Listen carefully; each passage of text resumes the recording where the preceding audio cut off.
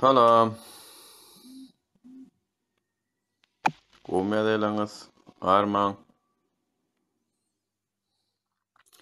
Hiç ses çıkmadıklar var, çıkmaz mı ka? Hiç ses çıkmadıklar.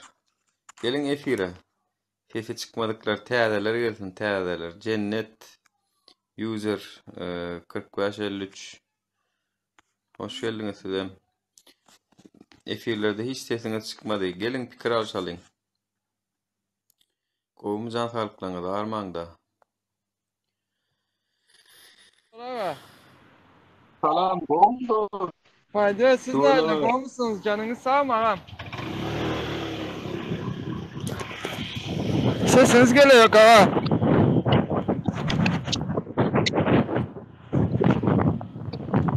Nur ağa? Oturýan bilen, işte yalla. Ama ben sizi bir de Dusya'nı bir aydır takip eden Dusya'ya yalvara yalvara beni hiç esir almadı. En son siz dediniz şu an terseler gelsin dediniz. Onun için ben size bağlandım. Ses yok diye. Almen nemani bir mun olmasa. Eşitesiniz Nur ağa. Bilmiyorum nasıl sesin. Beni, benim sesim geliyor mı? Durdum da şu an.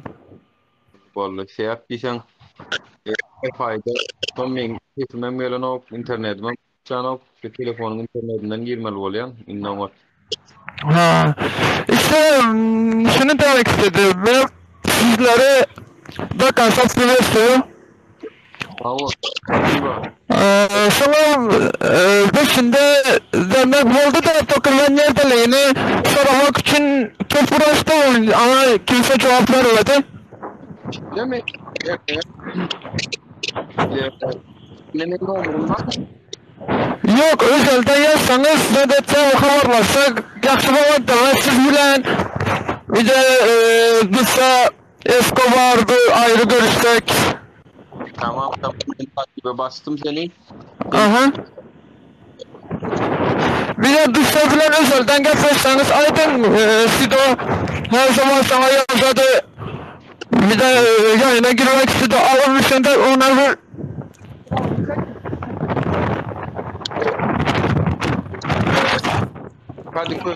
Kadıköy'de vatandaş milleti aha. Krasın Paşa Mahalle Meltem Sokak No 15.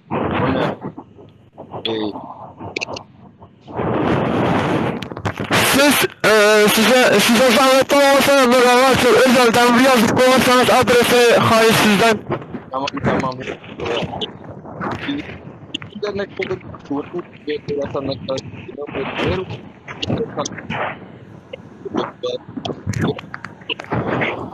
Çayımız, kofyamız var. Tamam. Çayınız kaftanız önemli ve canınız sağ olsa yeterli. Böyle. Gelin hemen bir ağzamız olun. Derneğin ağzası olun. Tamam. Hükman Nur'a hükman barcak nasip olsa. Böyle. Tamam. Gelin dostum.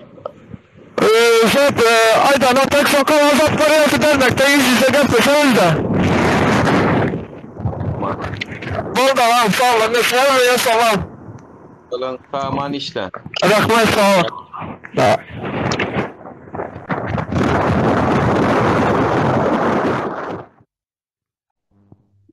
Hem şimdi gidecek ha. Hayret bir şey yani. Ses geliyor mu? Selamünaleyküm. Ben geldim, ses geldi. Şu sana var ya da aşağılara var ya mı? İnce o tamam mı? Geldi diye. Abi hayret ediyorum ya bu men firastan men küçün yalı ola yalı hayran alaymalı. Sana takmış kafayı Nuri. Abi çıkmayın. Ya oturun biriniz ya hiç çıkmayın abi. Değil mi? Ya efire yine bir almatan men etetin mutçak olsa var ha. Bu ne oluyor men firastan men küçün yalı ola yalı. TikTok'un diktatörü o ördün ya. Vallahi billahi ya. Ya men ketimi ne alıp koydular mı ka? Lafı diye siz tanıma programının üstüyle men ketimi otomatikmen Blog otalar. Susturacak oylarlar seni Nuri, susturacak oylarlar. Susmayacağım ya. Hayret şeysiniz ha. Susmayacağım. Eee düşünemem o me hayran hala şey yani öğretmen var telefonun internetinden yürüyen. Telefonun internetinden yürüyen internetinden tirliğim bu var. Ya Nuri geçen tanıştıkmaz yakın bu kol biliyorsunuz ya. Ay gelip eski öğrenmeseniz var ya beni yönetiyorum yapacak kuturlar yani. Hatta hadret kadar Doğru. Yine ben gururun etturdum. Şol çarjolu brawlun su getirdi nemede dernege. O zaman 19 litre ay geldi tanıştım Tamam da bayım. sesinden o Türkmen onu bildim de. Tanıştık ettik onun yüzünün ne şutaytına şeyle şaram ma vatandaşı şaram şeyle. Bakın beni tanıdın mı dedim on yok dedi. Bir tanımanlar gören olsun görgülü dinle iş. Bakın şutayda şeyle şaram o ne amolu dedim ona var ya oğlum dedi motorun üstünde motorlu. Kakıp bir kaçıp gitti dedi. Yani bir maşin kakıp durmanı. Kaçıp gitti dedi. Anhane bizim düşen günümüz da. Bir de ağır işler, kıyın işler, bir de sadece kâvr yerler var ya, işler tapmak ya da bu adımlı. Hakikaten hem Türkmenistan'a iş tapan ok, bärem işler tapan ok. Şutaydı. Bilem şu derece gel bilyat, eğer aksariyetin rolünü bu yerine etirsek, etmeli işin vaktini edip dursak, bilem şu derece gel bilyat. Yönü nem filmi bizden ha iş tapmak görüyor. 5 milyon 6 milyonu beri yani 6 milyon.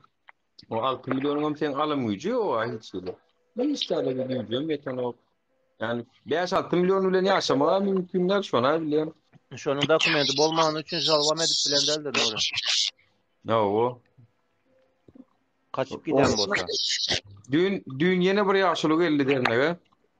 Yaşlılık geldi. İşe giripdir. 10 yaşından sonra yani yaşlılığın üstünden bir tonluk bir zat kaçıptır. Kaçanda da şu eline ayağına değiptirmeyi karar. Neticede yani yaşlılığın 10 yaşından sonra balniksa giriptirdi.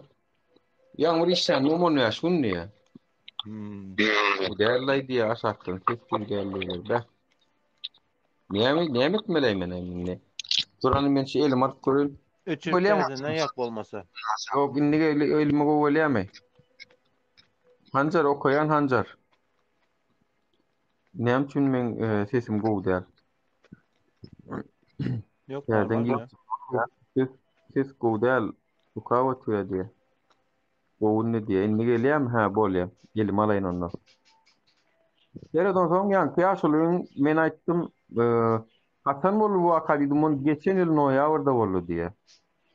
Geçen ýyl noýabrda bolan zady gurrun berýär yan kıyaşyly. Şondan berem Previaska gatnadım diye, oňa gatnadım, muňa gatnadım diye, eýdip diye aýda 1 milliard, 1,5 milliard eýdip sowdum diye müň ýaşyldyra. Nämetse bolar diýdi. Geline de ýanky suratlarym bar, o doktoryň raporlarym bar, bir giden zat bar. Biriň dernegimiziň adwokaty bar watandaşlar. Şoň bilen tanıştyrdym, şoň adresini berdim. Gitti şoňa adwokata da aýtdym. Näçe näme bolsa maňa da aýdyň habar ediň diýdim. Nälik näme rasgody kän bolsa diýdim. Dernek bilen dernek üstü bilen diýdim. Oň rasgodyny bilen çekşerli diýdim ýöne. Kömek ediň şoňa diýdim. Bolýa diýdi. Şoňa gitdi. Ýöne soň tägajaň edenok menem adwokatdan soramak ýazmandyr. Şuň barmaly bolan. Ya neticede 10 ay üstünden 11 ay geçipdir daha. Oňa ýödem näme edipdirler diýip şol tenşiket alandan soň şonu bir hepdelep ardan balnisa gözläben balnisa ýerleşdirmendir oň eýeti başlygy. Bir hepdelep. Goýan bir hepdelep ýanky o balnisa bu balnisa äkidip gad edip Nuri arzan balınsa del. Balınsa yerleştiren wagtyň nirde oldu, iş ýerde oldu. Patronuňu suda çekip bilerler. Nemesi olmasa, sigortasy olmasa. Şondan korkup kaçandyr o. Ha. Yo bolup biler diýsem hakykatdan hem şonu ýaly nemesi bar. Yani Elini gülüp kestirsen hem nerede kestirdin de sordular da iş nemede. ay garaz o taýyk ýazdylar taýam men öýümde boldy diýip ýazdylar. Şey diýip bana. Ni adwokata gönükdirdim men. Göne özüne de aýtdym ýa şollyydym. Sen şuny çenli garaşatyň, şuny çenli diýip kabul edipsiň. Ya güne özümizde dälmeý diýdim. Yani ne bir hakym gözläpsiň. Bular ýaly bolsaň diýdim. Türklerem oturup seredýär, yani bu Türkler däl, köp başlyklarym oturup hem ýerde de şeýle bulara hakym gözlemäne bilen o kenýärler-de. Onsoň bu netijesinde inniki gelenem ulan otu gelýär, soňky gelenem ulan otu gelýär bolar. Dogrymy? Yani ulanyrmaň özüňizi öwreşdirmäň, sizem hakyňyzy gözläň, geneňizi gözläň diýdim, özüm bana mende ne ulan ýaşuly. Nuri bizde bir neme var. Panetçe var. Satsan kaç yol, yine neme şikayet etsen kaç yol. Şun yalı panetçede bolan üçün şun yalı. Yok lan. İş yerde olsa barıp bayınsa açsan, iş yerde olsa onu satan yalı öyle de. Zamkayt internet diýär, bratan näme? Zamkayt diýýärmi şu adam matanasy men internet. Yok. Ana bu belýär-de köplenç var, ikimiz bir-birimizi eşitýäm. Efirde oturanlar eşitmän bilýär. Mene hayran şu internetim var, men bilen düşman bolduny. Tamam ýere emmelat normal diýär, bolýar. Zamkayt edýän. Ay garaz şuny oturup biraz pikir etdim adam. Her kim bilen gürleşýän bolun. Şu kelläme gelen nemeni tutnama, gaty güýçli tutnama kelle gelen zat da gepleşip otursak. Meni efirden ýetiren diýdim soňuny kelle gelen soň. Näme diýär? Ne bizim şule diýen işlemede iň köp bildirilýän aýplamanyň biri näme? Biz näme üçin pul üçin etýärmişiz, şeýlerämi? Derdim. Şu kynçylyklara garşy gelip dünýalak yani söz ýurdun hökümetiňi tankit etmegem ol her kimiň başarjagy işler. Şoňa da garşy gelip, göz gelip eger şu bolsa da şoň özü eýen pul üçin etmeýändiň gorkaýar watan. Sanna hemme kişiň görüp duran ýok, Gülýaly ýurdumyz wa emmedat Gülýaly o çyram ýok, no odam ýok diýip gördüm. Ana ýa pul üçin gepläp bilýär, ana şoňa diýip ýa pul üçin edip bilýär şolar. Eyle gelýär da. Yani sen emmedat Gülýaly ýurdumyz şeýle beýle dedim kemçilik ýok ýa. Yani yekecek İngiltere'de da tap bolýar. Mesele yok. Ýewropada da tap bolýar sony, Amerikada da tap bolýar sony, hemme ýurtda da tap bolýar. Sen Türkmenistan ýaly ýurtdan yekece ýalgyş tapmaýan bolsaň, halkyň garşysyna gürleýän bolsaň bilmek, seni ýam satlyk, seni ýam sen üçin edýäniň ol. Efirde edýänlere, bide garşy edýänlere diýýärler, adyny aýdyp oturýar. Güllah diye. Men fikirimçe eni hiç hasan bilmeýärdi. Assalamualaikum abi. Aleyküm, unutmasanız bu meýärden. Allah näle özüň gowmy? Ýaşy Hudaý şükür. Bu meýärden. İş görüşür Allah. Armada işler bilen.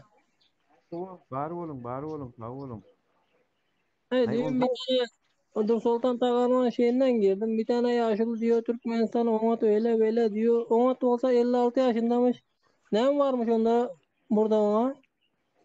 Soda, soňra ödü ýem tutnama, şeňe ýem saýyk.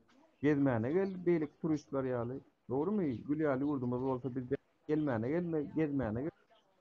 O da ya kakam var. Kakam 56 yaşında.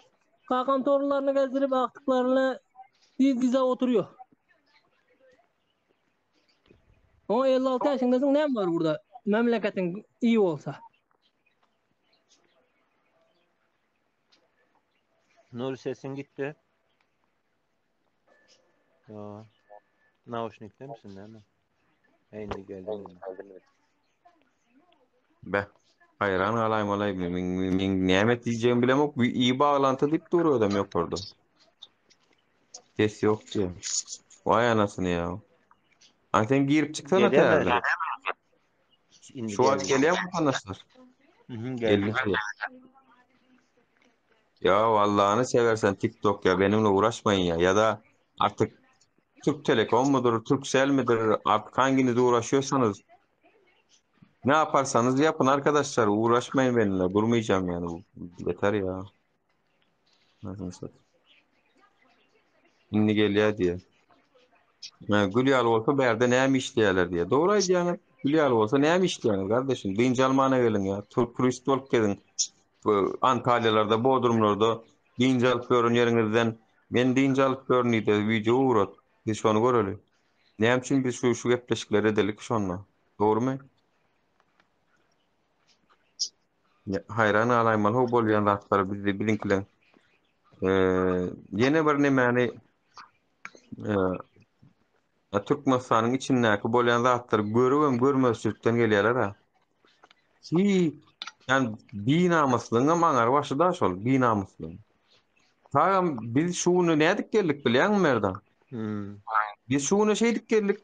Şol biziň öňümizde düşýän inteligensiýa bar. Aýdym Safi, Sunwody işgäri, ýazyjy, şahyry, ondan soň satyriklanma beýaşlenme şolaň hemmesi biziň hakkymyz üçin göreşen bolsady, biz şu aşuuna gelmeliler. Emelek bilen poşolok göreşdi watandaşlar. Şoň üçin hem ekrandan ýitip gitdi şol. Emelek bilen poşolok beýişmeler, äheňler bilen anha ýaşlar gadyada motordy, onu planlar alyp gitdi. O näme motordy, molumlar gadyada motordy, onu plany alyp gitdi, näme diýip değişip şo wagt şoň öňüni aljak bolup durlar. Ýöne oňa ne halk düşünüpdir, ne oň ýydynan halk gidipdir. Şu adam şol. Şu göreşýänden Hem köprüdaydyk gitdi. owa Nurişka adam şeýle. Yani kisan aýmaljak adamlar ýöne şol oň ýydynan halk gitmedi. Indi şu adam şel. Eger sen şu işleri edip oturanyň ýydynan halk gitmese, ýene bir zat ütkär edip umydygär bolup oturmak gerek. Halk gitmeli, halk. Hemmeti bir tarafa gitmeli, bir tarafa seyretmeli. Akış safar var. Indi çıktıdan yalaka oldu. Owa. Aýtma şolum. Nämenni Lexus Prada'jyk minip gör. We elitkada ýaşap gör. Hawa näme üçin garşylyk görkezsin ki, dogrymy? Näme üçin garşylyk görkezsin? Meret Reşit hakynda näme pikir? Şol Reşit Meret Reşit diýil, Reşit Meret bol. Reşit Meret'iň delta görnüşi Halkın göz ýaşy tutdu. Koronavirüs tuny näme diýerler? Onu halkyň göz ýaşymy tutdy, ahamy tutdy, näme tutdy ony? İlahi adalet diye de bir şey var vatandaşlar. İlahi adalet. Yani Allah tarafından adalet yerine durmalar käbir zatlarda. O gazanyň milyard dolar gazanyň diýerler. Nikime peýdaň var? Şu adamyň sanap kislorodun aşağına eger yatan bolsaň. Yani o pulun peýdasy ýok sana. Akidip biljek radyňam ýok. Niýeme şu hayran galýan, niýeme ya milyon milyar dolarlar pul näme şeýle adamlar näme diýip bilýär. Ile mehtiyç olmazok derecede garan ýan bolsaň, eklenjiň alyp maşgalaňa mekläbilýän bolsaň, şonun artmazyk näme gerek o? Şonun artmazyk. Meniň kelleme bir zat geldi. Eğer hakykatdan şu koronavirüs bolan bolsa, onu öldürmeden çıkarmazlar onu orada. Karantina sokup liçene edip ýalňyşyňdan urup goýberdiler. Salamu aleykum. Wa aleykum salam. Watan oğlu näle ederler unutma. Ol Ay şurada barmy aýyn ury ýetip gitdiň. Bar. Yok eşin kaptalan o Sulaymatan ne firettiren o ýöne sesin gitdi ýok. Ya bu şey diýdi Raşit Meredip hakynda we Pahajew o da Serişler Ministrliğine görüşme yaptı. Näme diýdi? Senelik izine gitdi diýdi, ýyllyk izinde diýdi. Otpuskada ýani. Otpuskada diýe. Ay onu şol kevelen katanam bolsa otpuskada diýerlerden hem hiç kime hiç sada aýtmadylar bolmanam. Bunun besine sebepdim da o nemaniň SNG ýurtlary hemen o nemeleriň Daşary Ministri görüşdi Awganistan hakynda. Hawa. Şo ýerde Kazakystanyň saýtynda açıklama ýapylypdyr, bir näme Nemenkide iki yerde açıklama yapılıpdyr. Yani Türkmenistan'ınki yoktu. Raşit Meredov nemede senelik izinde. Bir Özü Pahaziev yol gidipdirmiken. başa gelenmiş. Her näme bolanna da ölümlü dünyada ýaşaýar. Yo Şuurdun şu o dünya bahanadır. adalet. O bahanadır. Baýňa mitdiýe, garyňa mitdiýe, paşaňa mitdiýe, kime bolsaň bu taýsa adalet näme de bolsa. Yani her kime deň. Ay mena sonu owdan depede görmek yaman gowy islertmi? Raşit Meredov. Belki şu taýda bolaýdyr. Benim pikirimçe onu ovadan tepeye uğratmak angsady işler çünkü Türkmen başının vaktinde hem İçişler Bakanlık'tı. Dışişler mi artık İçişler mi? Yok. Servisler ministrinin ornwasary Bu dönemde hem şonyalı, o dönem hem şonyalı. O adam kolay kolay onu içeri atıp Yok. bilmedi. Artık arkasına kanasan güç varsa. Merdan, sana burada da yin. Bu indi inson kısırını bilen adam bul adam da bunu ne edip yoğurtçunu bilen nokta. Son yekeze kalan adam bul adam. Onu edip yoğurlar. Şunlikte koronavirüs sonunda bir yalınması yine bilen. Yok, hakiki köp at bile bu adam men pikirimçe pensiya çıkıp koyulmajaklaryny bilýän. Bu son adam da bu. Hem Mısır'ını bilen adam en son adam da bu. Raşit Meredov diye Türkiye'de Moyko'da iş vermeli. Ben diýär Sultan Süleyman'a kaldı bu dünya diye. No, hiç kime kalmadı. Öyle peygamberimize kalmadı. Başka kime kalsın? Kalacak o da sonra kalmalı. Ya burada da o arkadaşlar, vatandaşlar bilem häzirem şu pul için iş yapıyorsa yani häzirlikçe men pikirimçe birinci maksatımız iş olmalı. İşlemeli biz. Yani birinci maksatımız iş olmalı. Birinci maksatımız yurdu düzeltmek, adaletli sistemany gurmak. Olmasa bu işin näme var ya? Yani dine aşak var ya, dine aşak. O yurt dağıttı, näme çek bolýaňyz, yurt mu, yurt galym. Hani şu yol açaňda da gitmejek, äkidi bilen okşan Türkmen sana gitmejek. Näme üçin? Baraňda näme bar diýe her kim. Nur, Onun için şu minni yurt. başka da burada da ýyndan. Raýatlar var bir giden. Bir jemut Nur. Gatwormada sözün keteğinde bir jemut. Şu wagtynda halka düşündürüş işini geçip oturmada näçe wagt boldy? Bir yarım yıl oldu. Yani aktif 6 aydır. Bunu haçana açıl devam edebilir. Ya bu Haçan açı devam edelim. bu atışlarla näme bolurma? Kara haçan açı devam ederdimiz de mesela halk indi geplemeye başladı. O biraz devam edenden sonra bir üst kademeye ilerlep gidevermedi. Revolüsiýan görnüşleri kanam. Revolüsiýany nähil etsen edebilýän, nähil eýler edemedibilýän, ganly çaýkap, ýene görmedibilýän, awa hiçlik ziýansız, halka ziýansız parahat ýolu bilen edebilýän. Bu esasy halkyň şoňa karar bermesi lazım. Yani şonu nähil ýagdaýda biz etsek Yok. Yanlış düşündüm. Yanlış düşündüm Nuri. Hani şol bir näme çykkan, şol belli bir adam çıkıp belli bir näme utirdi. Hani täzelerden ýokmy ya bu bir de hiç bir ýanynda sana bilir ýakynlyş duýan adam ýokmy çykjak, täzeleri ýokmy? Tuvalym her kim açyp binni özleri açyp edip maňa gedegen beren oklar tuvalym. Baram ha. Öker.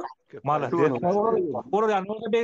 Olar ýany bolsa begendim Hasan görsem Merdan var, men var ya böyle tanaglyca adamlar çykyp seniň ýaýyna anyşylyp söhbet edip oturdy. Täzeleri ýokmy diýjek. Yok, evet. Ne kâbirler yok mu diýär, ene men şuň men öýme diýişim ýaly 2 sanak ýene şonu ýaly çärje bolup Türkmen oglanlar getirdi, bir zakat edem de bolun. Tanamadylar. Görmeýänler hem görmeýänler. Hiç il şu zatlary, wapşe wagtlaram ýok görmäne. Wagtlaram ýok. Ýöne oturup gepleşdim birazjyk, wagtym boldy, pursatum boldy. Tanıştım, tuvalime goğulunlara kendi düşünce sadi himmeler gün nedir aktivistin giden tapağı yok. Aktivist ne el fikresi edir şon ýaly. Ýöne ýadirlikçe gidip görleri işi bilen günü bilen güdörany bilen hawa tak ortada bir ýörüň diýenem ýok, ýörüň diýip bir etjek bolýanam ýok hawa. Çağırış edilýär, bir ýerleri çağırış edilýär, ýöne o çağırışdan şuna çenni yani konsulluk her wagt konsulluk onu ýa ýene boldy da. Yani birazcık Türkmenistan'a baranna aň düşünjeleri ýa ütkanlygyny bilýän öňküýaly neme bolmaýan. Şerit öň nähiletdi inem birini kösäp duran olsa da mysal üçin aýdaly tamojnik birini gyýryp duran olsa da hemme seredip duran halk wady öň. Inni şo bolmajygyny men sana garantiýa berýän, 100% garantiýa berýän. Inni birini gyýryp durka kaptalından koşont koşup kaptalından sen näme gyýrýan o diýip şoňa gollap berip ýa agzy birleşýän men 100% ynanýan.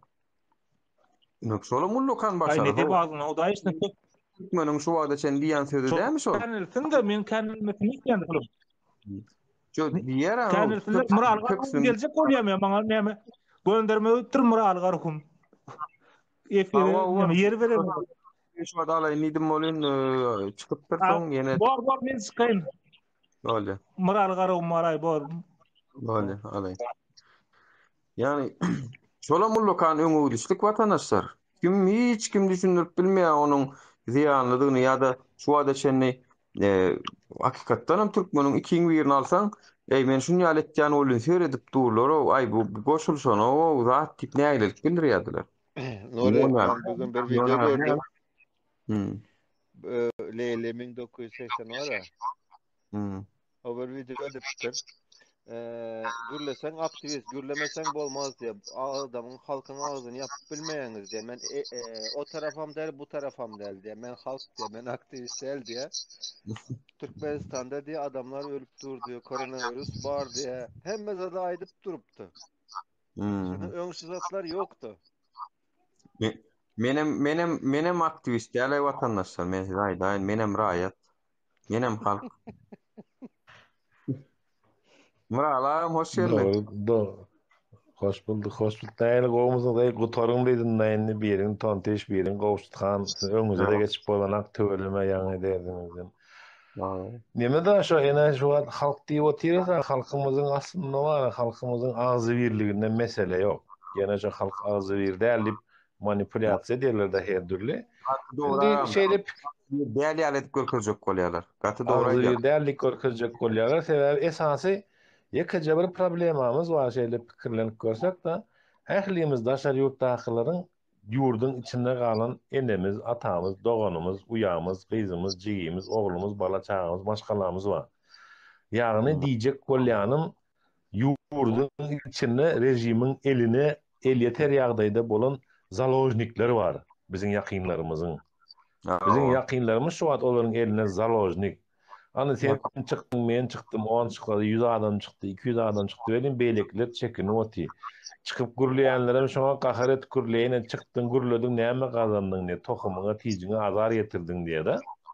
Şolaram şo bala çağasyna tokum tijine azar ýetermi gadi öýle Biler menki näle liçdi men özüm şoňa jogap berýän, ýekejege gelmediler men gapymdan kaçyp. Yok, Ýöne bir otiminni.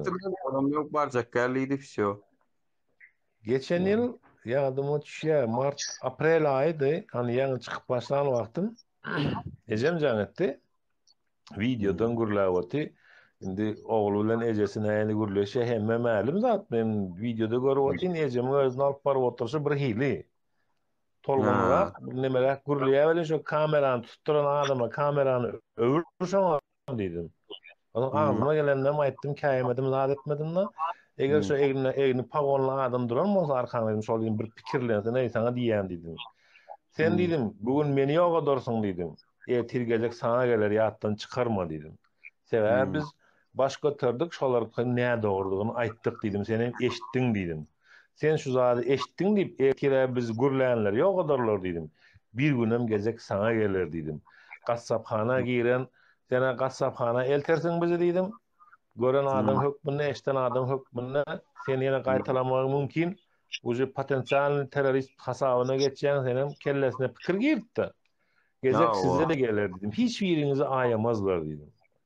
Sebäbi eşten adamy, eden adam bilen eşten adamy bir edýärler. Hökümetiň içindäkilerim gollanyp diýen men pikirimçe özüm 90% diýäň men wara. Hökümetiň içindäkiler gollanyp. Indi serep biz bir ýoluny ugruny tapyp ýurda amala sesin gitti. aşmaska etmelimi? O ona baskı etmeli mi? Başka bir yorumları mesela Germaniýanyň doktorlary çykyş edýärdiňki-de ýurdundaky halkyny alada etmeýän prawitelstwanyň edýän hereketini genotsit bilen deň diýerler. Hakiki. Hani kendi milletinin näme katliamını yaşap otyr şu wagtda. Elimizden gelýän zatken şu wagt gönü ýörek gidermeli, öýe garap bizi tutjak adam ýok. Gitme diýjek adamam ýok. Sen gelip bilmersin, seni girizmerin diýip biljek adamam ýok. Onu biz üýşüp hani massa bolup köpçülik bolup ýören ýagdaýymyzda zaten biz bütün dünýä flash habar bolýar hemmesinde de. O massa ana geçen ýyl Özbegistanlylar şolar kim aýtdy? Biz Orsetden Moskwaga gidecekdik. Hiç kime de aydanak. Ýöne dünýä habarlaryna çykdylar, durdular Gazakstanyň graniçasyna ýatdylar pandemiýa wagty. Bardylar öýlerine. Bardylar öýlerine telewizorda çykardylar, adam etdiler şolar kim? Bole bizim bardaky situasiýa has başgaça. Köpçülik bolup üýşüp şu taýdan ýöräp bilsek, aprilonly kolичество adam plan bu adam ya plan milyon adam diýme şu köpçülik gören wagtynda zaten biz häzirden mesele men çıkayınmı? Ha? Gelecekler var eken ben çıkayım. Ha gel bolýa. Bolya sağ ol. ya şeyton teşekkür. Ben peste kalalara kar oturamam. Nemeleri birazcık moderatörleri azaltmasam mara tuğulamy sessiz alıp gidip oturýarsyňyz da gelenleri. Bir ara şunları bir neme diýim ya. Sessiz almaň vatandaşlar. Yani birazcık nemedin gelenlere tyle hormat. Fikirleriniz yani yok. Yani käbirler gelip efire gelip şurada neme çek bolýarlar. Öz pikirlerini ýazan olup aşakda başka bir gurrun gidýär. Biz berden gurlap oturýarys. Şu pikiri özlerine çekip, özlerine negatifli nemeni çekip iş ýürütjek bolýanlar bolýar. Onu elbette ona oynarlar, sessiz almaly bolýar. Men näme aýyrdyň diýe Aziz barmydyň sen? Men tamamen ekledim. O da şu yani Nuri Ingberk'si halk birinjiden yakınlar üçün gorka, ikinciden hem şu dünkü neme Ferhat bilen Kerim bilen gürleşdik gelin. Prezidentine karşı gürleşim türmeye gidiyen diye. Birinci maddesi. İkinci maddesi var. Prezidentini ediyen işinden sebeple tankitlasan birinci madda değişirler. Türmeye giden ok diye şu ikinci maddanı aydan ok halk bilen ok son. O. Häzir maraş dinlen oturanlaryň bir ente gene şo korkusy oturanlara çekin oturanlar söýgüller üçin dan söýgüller var emmesiniň söýýänleri var enen söýýän ataň söýýän doganyň söýýän çağaň söýýän bu bir insan söýgüsü var da adamlarda halar bermesin hiç kime diye. Gene şonu bilen ýagdaýlaryna tankitlamak mümkinmi? Tankitlap bolýar.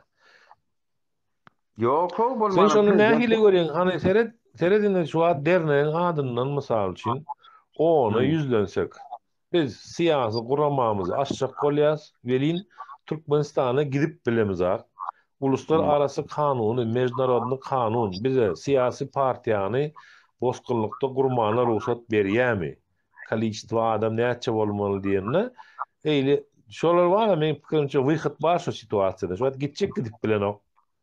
Bizlere alasy gelen ok ýurdu bularlar diýip öýlen gorkýar. Benim de şu wagt hiçli halktan gozulma bolmansaň wara sesim çykarman otyr. Men aýdaýyn geçen separ Allah'ım ýa-da köp adam goşulşyp bar, köp adam uğratdy, şol sanda menem uğrattym. Bir ýere uğradylýar. Men adymam ýazyň diýdim, ismini diýdim, Türkiýanyň daşary işler ministrine, Türkiýanyň prezidentine, Türkiýanyň içeri işlerine de uğradyly. Ondan soň Rossiýanka uğradyly. O onu uğradyly. Çok hatam YouTube'da koydu. Her kim diýdi şu hatyň diýdi kopyasyny alsyn diýdi. Diňe ýokursyny öz adyny ýazsyn diýdi. Biram iki ýerde ütkötmeleri bar, öz adyny goýmaleri bar. Biram ýokursyny bolly poçtada, ýa şu poçtalarda uğradyň diýdi. Her kim uğratsyn diýdi. Total yüzlerçe 150, 200, 300, 500 poçta barsa bara biz taýam şu köplük bilen ýeňmeli, o köplük bilen almaly, köp aljak bolsak. Alyp biljek alamyz şu köplük bilen. Yani sanak 500 sanak poçta bilen almalymy, 300 sanak 500 sanak ses bilen almalymy. Biz halka Bir halk, bizim köplük bizde zato. Olur hava, olarda bir var, glass var, struktura var, güç var. Yani bizde de sağan var. Bizde de köplük. Son için şeyi de var O malı. yadına düşýär mi? Murat Düşemow gürrüň beripdi.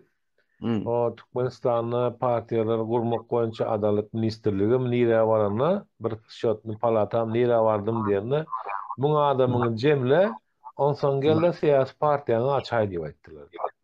Ha. Nura alsan efire di hayatımın anlamını diye. Han niye dol men göremok. Zapros bermenler. Zapros bersin alayın. Hayatımın anlamını men göremok. Ya da komentara da yazmandır davet eder yalı. Men nirden o son nirden tapayın hayatımın anlamını şu vaxt. Bir komentariya burada yazsın men alayım. Vatandaşlar. Ya şu diyelere ne iş başardınız, ne ettiniz? Aslında düşünsen sen goşulmaly şoňa da onsoň bile başarmaly biz. Diňe ýe ködüm başarmaly ya da san aýmaly adam başarmaly. Düşünse şo bizi köplük bilen san bilen almaly aljak bolsak diňe. Köplük Ha, näme? o. Köplük san bilen. Hemen aýdýanyň barksy şu TikTok'da 500 saniýede 300 san türkmen. Her efir açyp waňyr waňyr gyýry otursa näme boljagyny bilýän? Çoňu ödem yetik. Ya da her kim 15 sekundluk video koyup yollar açın yolları biz öýümizde ödetimiz gelýärdi. Sen hökümet tankit eden o sosyal hukuky gözleýän sen. Näme siýasata goşuljak gelip iýen çöregiňden hem aljak sen?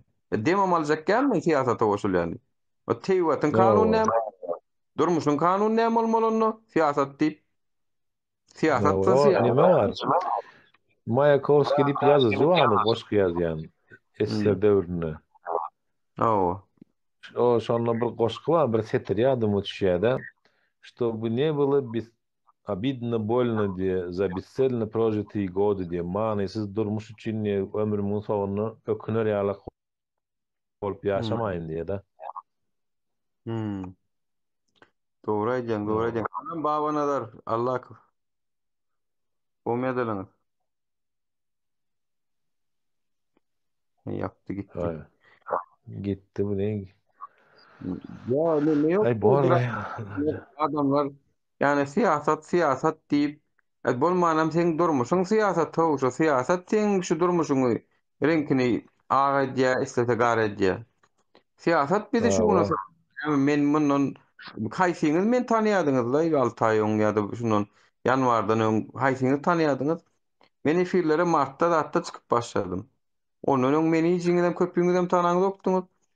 Menem sizi ha, ýala giredi oturan ýerleşiň bir daha soň diýdim Olun menem diýdim de özüme sora berdim de. Menem diýdim beýleklerden näme tapawdym ma diýdim. Menem şu oň edenne garaşýan, muň edenne garaşyp oturýan. Öňe çykanlardan bir çorba çykarlyk we bolaýarym ka diýdik. Gaýtam olaryň bulaşdyryp gitdiler diýdim. Näme ony näme üçin başga biriniň edenne garaşmaly diýdim. Etjek bolsak han menem ýapyşyp gören şoňa dik girdim bolmasa. Elbetde azda kendi güwnümiz ýetkä edip biljegimiz de ýöne halkyň kömek bolmasa. halkyň köpçüligi bolar halkyň köpçüligi nesip bolsa hiç alad etme. Bolubam dur. Alo. Alo. Tama prikol salam. Ey gitti bu da. Niýeme şeýle gorkunçmaýby men çykaýyn bolmasa sen bilen gürleşýärler. Näder kesin sesim biriňe aýyna oturmaly ýokman. Gitjegem bolsaň birini goýup gitmeli bolmasa men sesim kesilýär. Ha yok problema del. Yok men diýänem giren adam bir gürläýär mukadyen bize de biri çykyp söýýär mukadyen çykýanam ýok söýýanam ýok. Men garry hiç kime geregem näildir. Salam mehman, hoş geldin. Salamu aleykum Nura. Näme gowmam? Ha, go, Huda şükür gowmadyňyz Arman. Bir mut girip çykanan ýüzi garalyp galdym. Ha, sesin gelip dur gülýäli bilemok. Girip çykanan ýüzi garalyp galdym. Şu ara men şundan 2 ay öňe internetimde de mesele ýokdy. TikTok'umda da mesele yoktu. Hayran alay sonku döwür. Yo, Russiýadan mäli gatjağım hiç mesele yok. O nemeler gelen ok mu? Kemal Dağlar gelen ok mu? O aleyküm Nargiz bilen Kemal yazıp otis. Salam. Bami, ya salam ayt, salam Hükman. Man, Yazıptır da. Badarun gelecek diýdi şolaram. Mihmançylyk berne yene. Marjina hoş geldiňiz. Nesip, Gowmýa. nesip. Salam hemmeňize we Salam, salam. Gowmusyňyz? şükür gowuna elle özüňiz gowmy? Ha, o da şükür. Gowy. Allah jana döneýin. Watan Ýa-da aýtdy täze adamlar ýok diýip täze. ana şo bize de gerek şul. Sesler. Ana, biziňe mislegimiz arzuwymyz şol ýani bizi gollaýarlar, hawa köpsä bolsunlar. Ýöne şeýdip ses bilen hem gollasalar, has gowy boljak. Yani bizi ýalňyşymyz bar ama da tanky edemediň, bizdiňe gollan diýemiz ok. Tanky edemedip bilen. Sebäp diýsen, biz näme isleýäs? Demokratik jemgyýet gurulmagyny isleýäs. Yani ilki şurada biz halk bolup jemgyýet bolup öz aramyzda ornaşdyrmasak, biz o taýda nädip onu ýazady gurnalyň, dogrymy? Soň şun hem ýere gelende bar bolsa, yani meze bidem şol işin doktory, profesor diýip çykmadyk, ýöne bildigimizden bilýän zadymyzdan paýlaşalyp çykdyk. Başymyza gelen zatlar aýtsam ýetipler şu Türkmenistanaky bolan bir kanunçylyklary, yeneleri, indi şu zatlary biz düzeltmesek, öz-özünden düzelmejegine gözümüz ýetdi. Öz-özünden düzelmeýär. Dogrymy ýa siz başga hil pikir edip bir pikir etýän bolsaňyz aýdyň. Yani Türkmenistan öz-özünden düzelip gider diýen umyt bar, mysal üçin gele şol işi goýalyň, taşlalyň, hani öz akşyna goýbermek, akymyna goýbermek diýil ýa. Sonesek gidermika? Näl görýäňiz? Ýok, öz-özünden düzel, ýani 30 ýyldan düzelmeýär. Özüni seremlik. Umytsızlyk en büyük günah. Şo, nesi umytsuzlygym däl omraly, yani umytsuzlyk däl var, Türkmenistanyň şol umyt ýogum da hakykatdan hem öz-özünden düzeljegine umyt bolmansoň biraz görüşmeli bolýarsa. Şoň Indi üçin neme men o biri yazıptır da umyt ýok diýip men şoňa diýänler. Hani insan ogly doğuştan bäri her birimizde bir düşünje bardyr. Hani ölüm görýäs, ajal görýäs, öwliýa baryp adam jaýlaýas, balniçede balnoy görýäs, kämal özümüz keselleýäs. Ýene ölmedigimiz sürece ölüm bize entek gelmezdik kesipýörüs da. Her bir insanyň ömürlük ebedi ýaşamak bir pikiri bar içinde. Hemen ömür ýaşaryn, uzak ýaşaryn, ebedi ýaşaryn diýen düşünjesi bar. Düşünjesiniň aňyrsynda. Munam Allah Taala taraplaryň berilen, dinle. Bu taraýyn, bir saklawan sawun sebepdi. Bulam aňyrsynda Hudaý taraplaryň berilen, her bir insanda bardyr bu düşünje, bir pikir. Gowy ýaşamak arzuwy, arzuwy ýaşamak arzuwy, aladasyz ýaşamak arzuwy hemmede bar. Ýaşamak. O başga Norveç, Finlandia, bilmem näme Ýewropa ýurtlary hiç demesem ýok şolaryň. Näme diýegem ady? Baý tebii baýlyklarym ýok. Şolar şu wagt gulýaly ýaşap otyr. Halkyny her diýerler, problemlarym ýok. Näme biz tebii maddalar biz bu urwangydan şuna çel halkyň bir çykyp gazdan paýymyzy ber.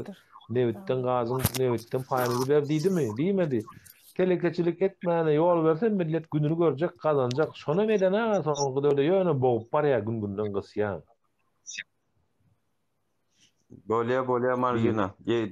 Mirala, täze gelenlerdiň näle şuň gel, täze gelenler. Salamu alaykum. Boran, davay, iýjan ahat geçek. Salam. Hoşdan, näle gowmysyň? Go, Hudaý şükür, gowmödüňiz. Şükür, davay, pakar gürleşiberin, gaýtdym men. Bolýa, davay Mirala. Şu hereket hakkında goşandım, goşak bolýan. Şol biziň hereket, şu aktivistlik hereket, допустим, mende davno bar. Примерно 15 ýyl boldy. Примерно men Türkiýe gelenden bäri şol men seretýätim, izleýätim şu çykyşlary, zatlary şo wagtlarda. Ýöne şoňa şu herekete goşulmak için bir sebäp görmedim. Şo wagtlaram ýagdaý kynty. Ýöne şol herekete goşulmak üçin 10 ýyl gerek boldy maňa. Pikir edip görüň 10 ýyl. Yani sizin onda diýişiňize görä şol şu wagtky prezidentiň oturmagyna da ýa paşty şu 14 ýyl mı näme boldy da. Yani son geçen uğurlarım tenne şol näme bar eken içinde şeyler mi? Şol Niyazow ölen wagtda men bärdetdim şonda. Şonda ölende Menem bärdetdim. Nädip 2003'te geldim deme. Şu haçan ýok boldy ýadyma düşüp, ýöne где-то kış aýy boldy, dekabrda, по-моему. 2006 dekabrda ýok boldy. Ha. 2007'de de saýlaw boldy da bu geçdi de fevralda. Şonda bir meniň joram hat ýazypdy şoňa, rusça hat. Maňa getirdi, maňa aýtdy şonu türkmençe perewod edip beräý diýdi. Ertesi günüm jaň etdi, şuňal beganip ölüpdir diktator diýipdi. Gerek gel indi periwoda hat adam gerek gel diýip. Siz pikir edip görüň, sizinde häzir has möwj aldy şol aktivistlik hereketi. Şondan hem gorkýaňyrdaky haramguly. Seredene Rustam ýatdy. Salam aleyküm. Ýollar haçan açylýar bilen barmy ka diýe. Ýollar açylmýar. Men pikirme şol açylmýar. Ýollar açylan wagtdan men pikirimçe näme diýilýär? Revolýusiýa bolarmy ýa aýaga alynşyk bolarmy ýa başga bir zat bolarmy ýöne. Inni şoňal bir zat bolman, men pikirimçe bular öz-özünden döljödi meňdeşdäl. Bular özlerim menden sorasaňyz özlerim bilen op kadiýany näme etjek bolýanlaryny. Näme etsek gowalar, näme etsek şu hereketi dursak, biziň öz-özümizden ýalňyşlyk görüp dağa gitmemize garaşýarlarmy näme? Şol ýanky pikirine goşulýan men sen diýdiň şu TikTokda her täze çykan öz sesini duýurup çyksa bular yetişmeýär hiç birimize. Ine häzir sen çykýanda pustimda ine Tagano çykýar, ýene bir 2-3 sany oglan çykýar, gyz çykýar. Şolara bir gidip goşul nemesine şu primoy efirine goşulup şu halka yok git çıkmaň etmäň dip ýöne 20, 30, 100, 150, 200, 500 kişi bolanda şolar yetişmeýär bize. Adamam yetişmeýär. Ne aňarda ne bärde.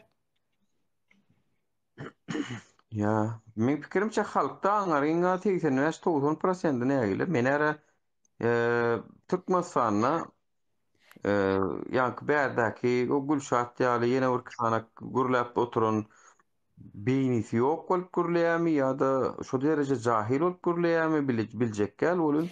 Yok, indi men şeýle düşünýän bilýärmi?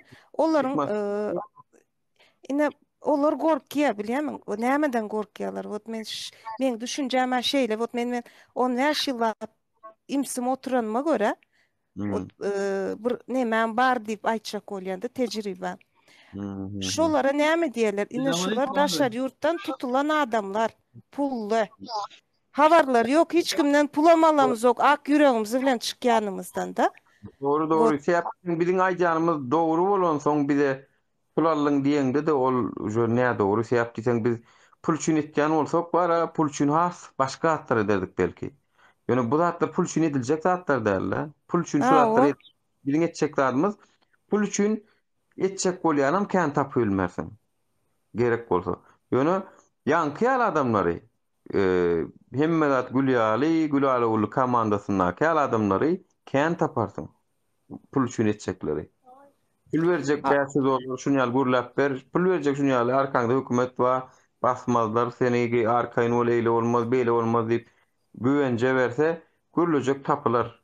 Häp diýsen bu tarihte de belli, ýani ruhuny satanlar, o mertebesini satanlar kän.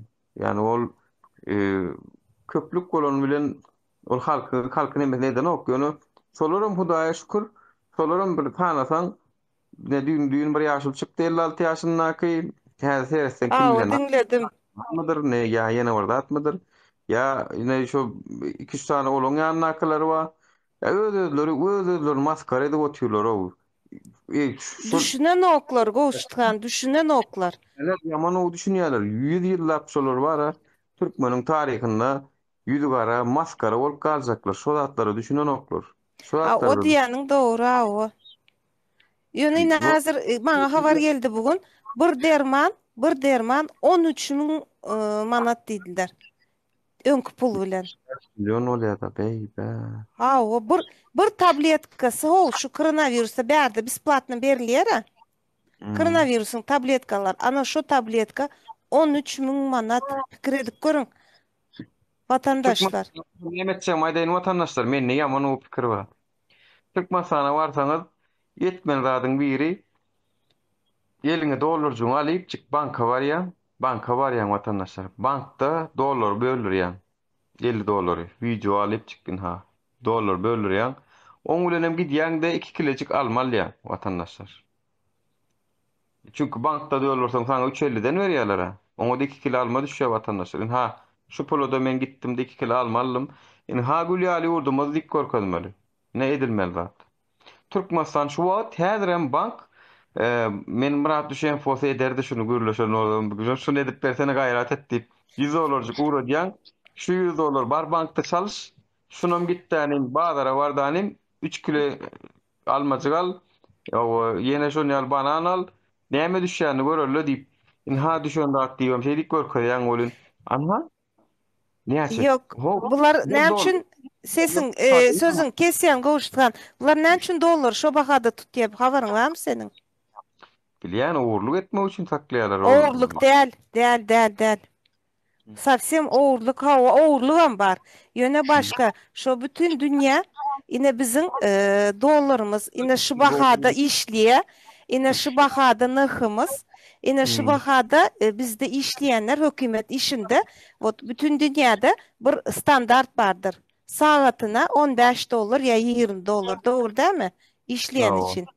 Asker ücreti al düşün. Türkmenistan'ın içinden bana şonu edip bilecek bağ olsa hakikaten hem şolar ýaly video uğrasa doğru maýdaýyn 50 dolar uğraşacak vatandaşlar. Ýöne yüzüňiz açman, ýenetmän barıp bankdan çalışıp 50 dolar çalışıp alýan puluň bilen gidýän bazardan 50 dolary şo bankın kursu boýunça düşýän zatlar alyp çık bir paket näme düşýän olsa görkezseňiz ana Gülala gulluk. Ya bunu aslında praktik etmem gerek gel. Yani men bunu näme üçin aýdýan? Türkmenistanyň iqtisadiýatyny güýçlendirip biläjek zat edir şu wagtky ýagdaýda ýerasty baýlyklar 70-78% diýen ýaly men bilşime görä ýerasty baýlyklar biziň esasy ýerdeji hadynamyz, çeşmemiz. Onun soň salgytlar zatlar gelýär. Salgytlar hem şo biziň aýlygymyzdan, terekeçileriň aýlygyndan gelýän pullar.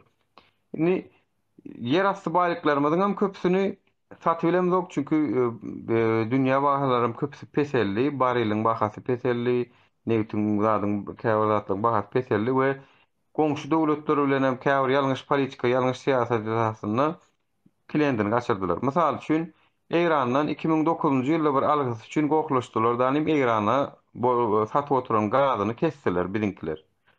Ýaman ýalňyş politikady. Gitdiler, olar bilen söwüşdiler, suwutlaşdylar. Sen odola Xitay ýaly bir kliendiň wady onu Russiýa aldy elinden. Sen Russiýa satyp oturdun, Russiýa bilen aran goklaşdyň ýapyldy. Soň ýene açdylar diýip eşitdim ýöne näil derejede dedim bilemok. Emme da aýdy motoronoklar. Hamana hojalygyny dolandyrýan ýaly gizleşip oturýarlar. Sen aslında halka ýetirmeli. Kim bilen haýty döwlet bilen näme alaş etdiň, nämeler etdiň. Leýse. Ine netijede biziň şu wagtky Türkmenistanyň girdejisi yani eksportdan esasy eksportdan gelmeli. Çiğ mal daşary ýurda satmaly ýa-da turist gelmeli. Indi bir turist Türkmenistana gelenini pikir edin. Açdyň diýeli hemme zat gülýär açdyň. Oho turist häzir gön men saňa duraýyn aýdaýyn arada habarlary da çykdy. Dünýäniň iň gymmat şäheri turistler üçin. Aşgabat. Dünýäniň iň gymmat şäheri. Sebäp diýsen sen o dollaryny o turist bilen o azy garabazarda pozmalygyny. O gitdi bankda poz ýara. Bankda pozan pul bilen manady bilen ol näme diýilýär? Dogrymy? Awa. Näme düşýär sen häzir 100 dollar bölür ýa-ni 350 manat der ýa 350 manat bilen turist nire aýlansyn o 350 manada Aşgabatdan Marakdan oklar şolam ay 400 manat bolupdyr. Yani Ay şonu nemelere metye şol gelen turistleri da pustum magazinde zat satış etdiyenlere metye şonu elinden pul alıp gidip Karavazarda bozdurup o sonra ona eline yine bankadan bozdum deyip onyal edip verenlerim kan Aşgabat'ın içinde. Cuma safar, salamu aleyküm. Assalamu alaikum ve rahmetullah. Geç yaşı. Kahramanlar, batırlar. Var mısınızlar? Benim sana uğrayarak cevap verin. Aleyküm selam ve rahmetullahu ve berekatuhu. Hanımlar ve cenaplar. Alhemmenizin Cuma gününüz mübarek bolsun. Hazır Cuma günü hasaplanıyor İslam dini boyunca. Benim aytım bir girik görel nam olup atebe. Burada yarımlara salamlaşıp koyuyor. Var mısınızlar, aman mısınızlar? Az kaldı yakında Kurban Gülü'nün vakti geçip var ya. Bizim vaktimiz geçip var ya. O günlere az kaldı inşallah. Tuğlama TikTok'ta bağ mıydın? Ben göremoktum seni hiç TikTok'ta. Muallimkiden giriptim. Doğru. Benim şu an muallim girdim aslında. Ha şöyle mi? Allah razı olsun. Sonra da men bir girip salamlaşaldıydık. Barız, tayarız. Hemme vaqtda milletimiz üçün, dinimiz üçün hizmete tayarız. Nesip etse qowu habarlara garaşyp kalыңlar yakın günde. Nesip bolsa bir yeni bir platformaň bir nemesi var diýip oturdun sen haçan ol? Adem Bey gurnuya diýdin ýene. 6-njy güni saat 13'te mi? Yok. Saat 15'te mi? Maltepe'de şoňa inşallah baralyň kahramanlar birlikte. Şöyle Maltepe'de mi adam? O Maltepe meydanında diye. Başka hem partiyaları var, yani Bozkurtlar da var, başkası da var. Hemme çağırttı. Ben ettim geli istedik. O neme option meeting adı ne ama? Yani Dünya Sağlık Kurulması'nın gum olmağı değil mi? Şon koyup almamış, şon yani. O da var. Başkaları da var. Hemmeler hareket etti şu. Nama karşı gitti. İngilizcesi şu. LGBT var ya. Ha. Şolara karşı olup nama tutur. Hemme partiyalar var yerde. Bayrakları götürüp gelin emmeniz deydi. Aşıya hayır meetingi var arkadaşlar. Ayın 11'ine diye. Şu 11'ine şu da ona. Şu dünkü Allah'ım Rahim'in nemesini dinledin mi? Namesine? Bu Covid-19'u biz 2019'da çıktı deyip bilyası oluyor. Benim gen gördüm yaman dinledim. Olun dinleyen vatandaşlar şu son çıkışını. Covid-19 söyledi 2017. yılda dörep bareken daha şu Covid-19 söyledi. Covid-19 Covid näme demek? Koronavirus. Şu taýdan Covid diýär-de. D disease meňçe hastalyk demek. Koronavirus hastalygy, yani Covid'in gysgaça. Yani Covid-19 söyledi 2019. ýylda çykdy diýip Covid-19 şeýdip töredim kadiýasyny asıl o dünýä şowda marketing nemesinde faýtynda olaýam 2017'de sonun enjamlary test nemeleri satylyp başlapdyr. Oňa oturup serediýän bolun 2010 ýaşam bolup biler. Yani sen serediýän bolun bu gurnalan oýnaýan otdur bir kere. Yani şu wagt dünýä boýunça bir oýun gidip durum kadýan koronawirusyň üstü bilen men pikirimçe da dünýä boýunça bir oýun gidip dur bilemok adam sana alçak bolýarlarmy vaksina bilen bilemok. Ýöne Türkmeniň derdi ýene iki boldy da. Dünýäň derdi bir bolsa Türkmeniň küçüsüne durnaň üstüne urna neme boldy. Ýollarym ýapyp taşladylar üstüne. Ölseňem öldüler. Yani tamam aýtjapdym. Vatandaşlar 1 awgustda protesta boldy ya. Biz ýanky konsolosiyň öňüne bardyk. Konsolosiyň öňünde de näme boldy? Gördiňmi? Terroristler bizlere hüjüm etdi. Şu protestanyň birincisi Dünya Saglyklaryň merkeziniň öňünde boldy ya saat 3'te. Bileňizmi? Birinci protesta. Şoňa Türkiýeden hem dünýäden professorlar gelen ekenna gepleşdik, tanıştık. Olaram aýtdy, Covid-den zat bu oyun ýokmy, meşkesel ýok. Şunun üstü bilen dünýäde adamlary öldürjek boldy. 2050-nji ýyla barýança 2 milliard adam öldürme plany var. Palançylaryň diýip aýtdy maňa galimat zat. Men hem aýtdym ki, maňa gyzygy ýok, men birinji düşmanym bar, Gurban Gülüni bir ýogady bolar, gahlany bir zat bolar diýdim men. Öyle mi? Şoňa şu professorlar vardy ýanymda. Olara men bilen memnun oldum, teşekkür ederim deyip bana Covid'den aytıp batya. Ben ama aytdım Covid'den beter problem var. Kurbanlığı diyen Covid var bizde dedim.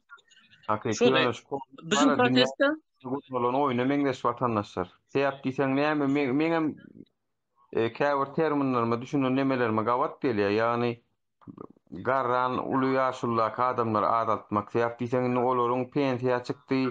Olar diňe tüketýänçiler hala noklar dünýede. Dünýede tüketip ýatýanlar bar, opşy dünýäň gıt gaynaklary var, gıt kaynaklar diýil ýa-da azyk önümçülük bol gıtçylyk suw şu zatlaryň öňüne geçmek üçin gel hemmämiz bile ýaşa bilemiz okşu gämede bolun. Şu gämeň içindäki bir ýaşullary ýa ýeneräklerini öldürelim dänim şolar gitsinler dänim biriň suwumuzam gözümize ýetsin, biriň iýmitimizem ýetsin. Oturup bir zatlar hasaplan olmaklary mümkin belki. Yine näçe ýyldan şu bolýar, yine plan şeýlen şu bolýar diýip täýip diýsen Amerika diýilen ýurtlar vatandaşlar 50 ýyl 70 ýyl öňden gidýär planlary. Biriňki ýaly günüberlik ýaşanok. Biziň hökümetimiz bir günüberlik. Bir ýyl soň şolar ýaly miting protestleriň boljagyny bilmän, şonam görmän ýören tamsyk şonu ýaly.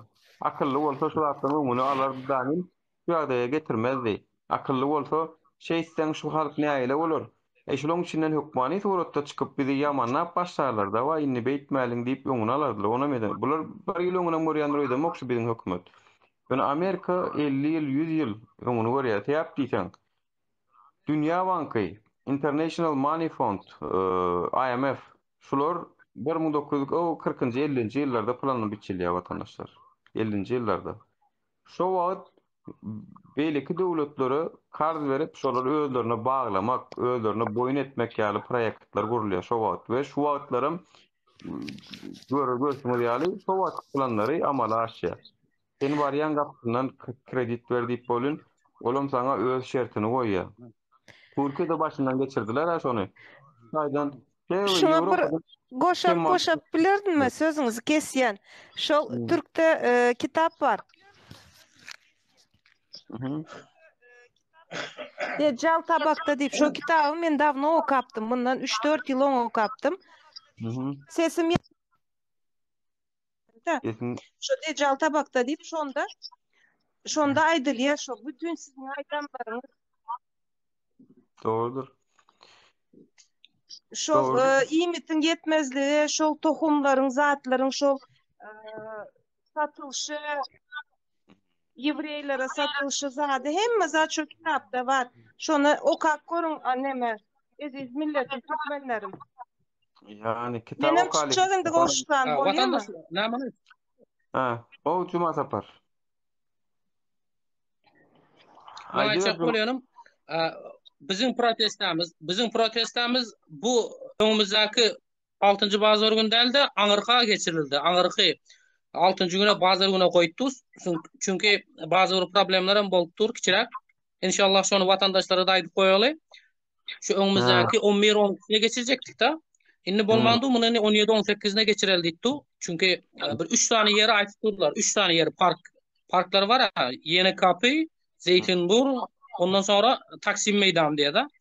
Köp vatandaşlar aýdy Zeytinburg'da geçireli diye, bazıları Yeni Kapı'da diye, bazıları aýdy Taksim'de geçireli peýdaly bolýar diye. Sese goýarsa inşallah. Vatandaşlar näme diye bilmedim bir. Gepleşip göreriz. Bolýar. Ya Allah ýoluňyzy açyk etsin. Meýdanyny aklaram gollayas. Elimizde näme kömek gelse giden berip durarys cumam. Hiç ýylnymaňyz bolmasyn. Köp sag bol, Allah ýalkasyn.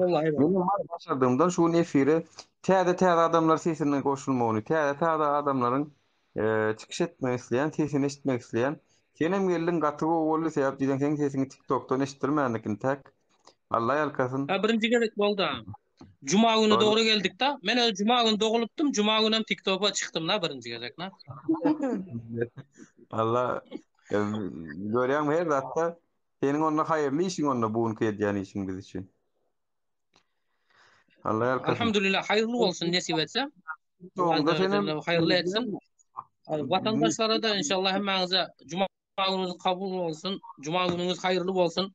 Doğa edinler, başımızdaky belan wa Kurban ulu diyen diktator, автокраtiýa diyen problem var, şunu bir aýyryp öyümüze, vatanımıza, tünöwümüze bir sagaman baralyň.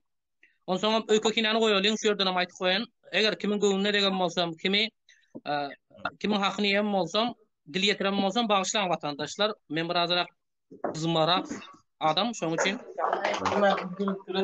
Emma Cuma saparı bilen bagyşlaň, birleşeliň, birlikde hereket edeliň. Şun bile de bolluk cuma saparı bilen gaty tuweleme saada olany görünüşi ýalak näme bolan näl ol. Saada ýüreginde de zat ýok. Geçen arkamızdan hacamat amal gitti. Allah yarkasın. Allah yarkasın. Sağ ol. Hayatımın anlamı ağzına hoş geldiniz. Bor sağ ol. Cuma saparı. Salam, ýakşymysyz? Salam, hoş geldiniz. Men çıkarıp koyver ondan sonra gepleşiriz. Bolya.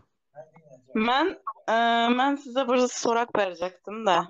Bu naprimер, men Türkmenistanda öýümde berek bile size mantı berek. Berek pişirip, sataman. Aly gidemen Gökbazarda bitte klientim bar, şona berip geleme ya da magazina tapşyraman.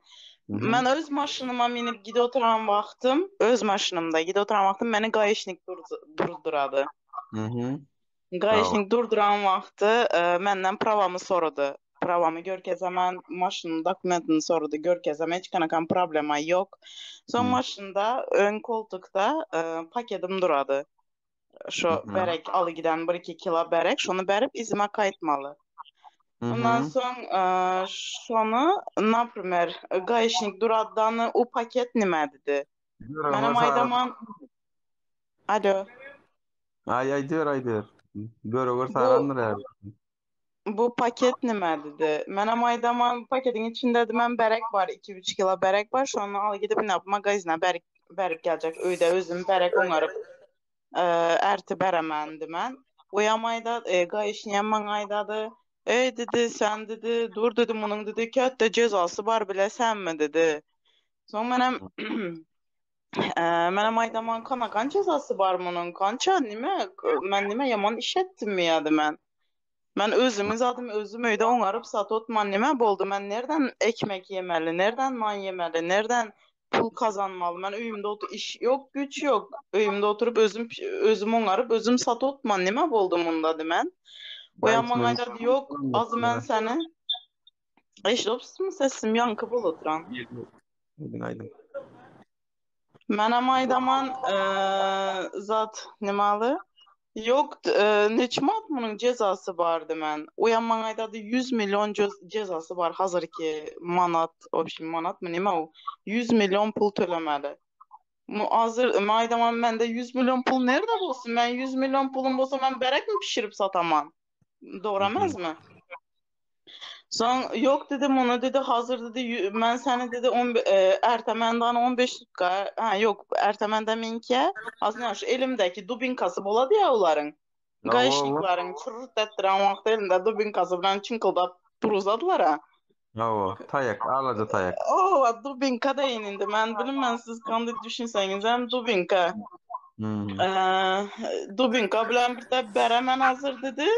Şu dubinkadan bitte yiyip göresen hazır kandy 100 milyonu getiresen dedi. Mana. Menem aýdama o kandy edipdi men dubinka bilen sen maňa beremişiň, sen men uramışyň dimen. Oýamaýdady, yok dedi. Az dedi, şu pulu bermesen, cezanı barıp tölemesen dedi, alı gidip basamız seni dedi. Bu olay men yaşamadım, menin radnoya ekem yaşadı. Şoň üçin men özüm primer edip zadeda okman. Halı nedavno, halı 20 gün bolan bolsa 25 gün bolandır. Men köpten beri bağlanacak bolotman ama vaxtım bolan yok.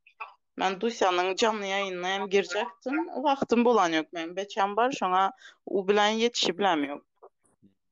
Soň, obşim bu meniň ekem indi ýaşaran adamyň özüne aýdy berin. Ekem aýdady, mende dedi unça pulum ýok dedi, men sana nerden alyp berin unça pul dedi. Bu 2 kilo bereň nime jezasy bolady dedi. Bu jezasy mı bolady bu bereň dedi. Men nimşe diýin dedi. Yok dedi, azı sen bu pulu tölüsen dedi. 100 milyon eke eşdopsum 100 milyon. Burada Türkmenistan'da 100 milyon ansat mı tapıladı? Ya bir şey söyleyeyim. Kutordum ya ben neme değil mi? Yani Yok kurtarmadı alı uzun bu. Siz ayda verin. Sizden koşula verin. ya o ne mi yani gayı bilen hukukun bilmesen şey diye de şu bizim Türk masalına akılı gaylanmaz. Ova işte ben şunu aytacak bolmam. Ben ekem bolsayam bu derece bizlerin adamlarımız korkak. Bu derece. Al siz izini eşitseniz gülüp ölesiz. Yani korkaklık değil o.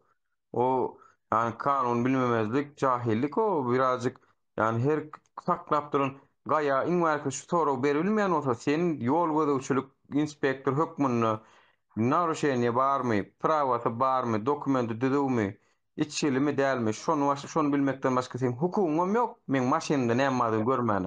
Bu timin kekaren siz şunu aydı siz biliyorsunuz doğru mi? Bizlerin Türkmenistan'da köp adamlar bu hukuk muku bilmedi. O hazırdı adam o gayişnik var ha urod gayişnik bunu korkuzadı. Az dedi alı gidip basaman dedi. Meğerkem işte ekemde suç var.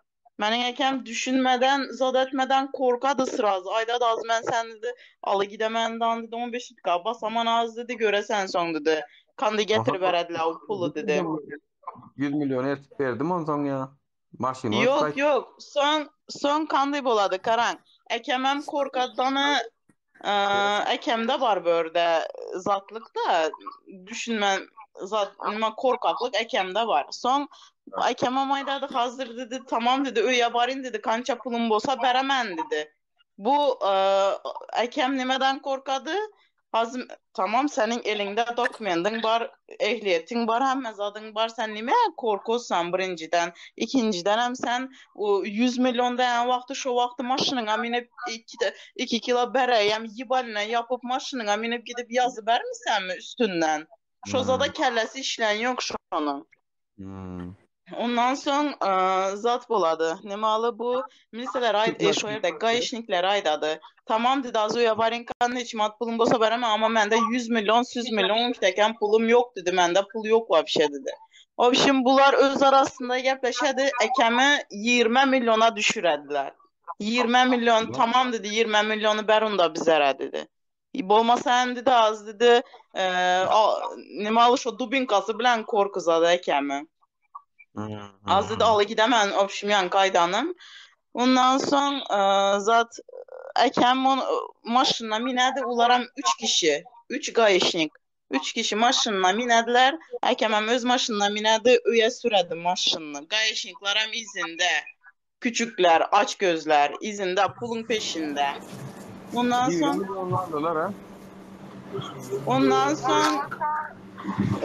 ekem öye varadı. Ben de yanma ses geldi. Abdullah senkiden geliyor. Bir minut öçürüp dursun da aydın. Son ekem öye baradı. Yengem önüne yoğurup çıkadı. Nima boldu dedi. Bir zat boldu mu ya dedi. Ekemem kıçkırıp öye giredi. Yine benim gayşniklar tuttu dedi. Az berek bilen ştrafı var. Ekem bunun dedi berek alı gidip bazara ertip magazina tapşıranım. Ştrafı var ekendim için mundu zat hep ekem yarım istedip öye giredi. Yengemen bir yandan yoğurup çıkadı. Ekem yengeme kıza gepledi. Çıkma nime işin var. Dur ben özüm gepleşemem dedi. Danı abratlı maşınla mined danı apam öyle gidedi. Başka apa kesinin öyle gidedi ekem. O yana barat telefona dedi yolda. Ülkeman dedi 20 milyon pul verip dursana dedi pulun bosa dinen şu gayşinklara berin da nime boldu sen Durkan'ım oturkan düşün Türkan'ım bizlere nime boldu sen gayşinklara 20 milyon. Yolda tuttular 2 kilo bereye ertip Gökbazar'a verecektim. Onun cezası bareken şu an için benden duruzup şunkide kazıp pulu vermesen uraman onu dedeme hala gidip 15 tutkada defemiz onu dedemiz de fayda otanlar dedi. Ekemem son apama maydadı gel dedi men yan mal gel şu gayşniklar öye sürdürüp alı gel dedi. Öye getir şu gayşniklar dedi ben özüm gepleşemendi. O yandan yeznem çıkadı. Ekem geledi. Yengemi maşına minip yanında alı gitmen için yengem taksiye mineddan ekemi takip ededi. O şimdi yolda birinci ekem gidiyordan ikinci gayşniklar üçüncü hem takside yengem şu ekem hatını yengem takip ededi bunları. iki maşını takip edip izinden gidediler. Son ekem apam öyle baradı. Apam ayda dur dedi. Ne için ben sana 20 milyon pul veremem dedi. Sen ne şey ettin? Senin elinde prova var mı? Var.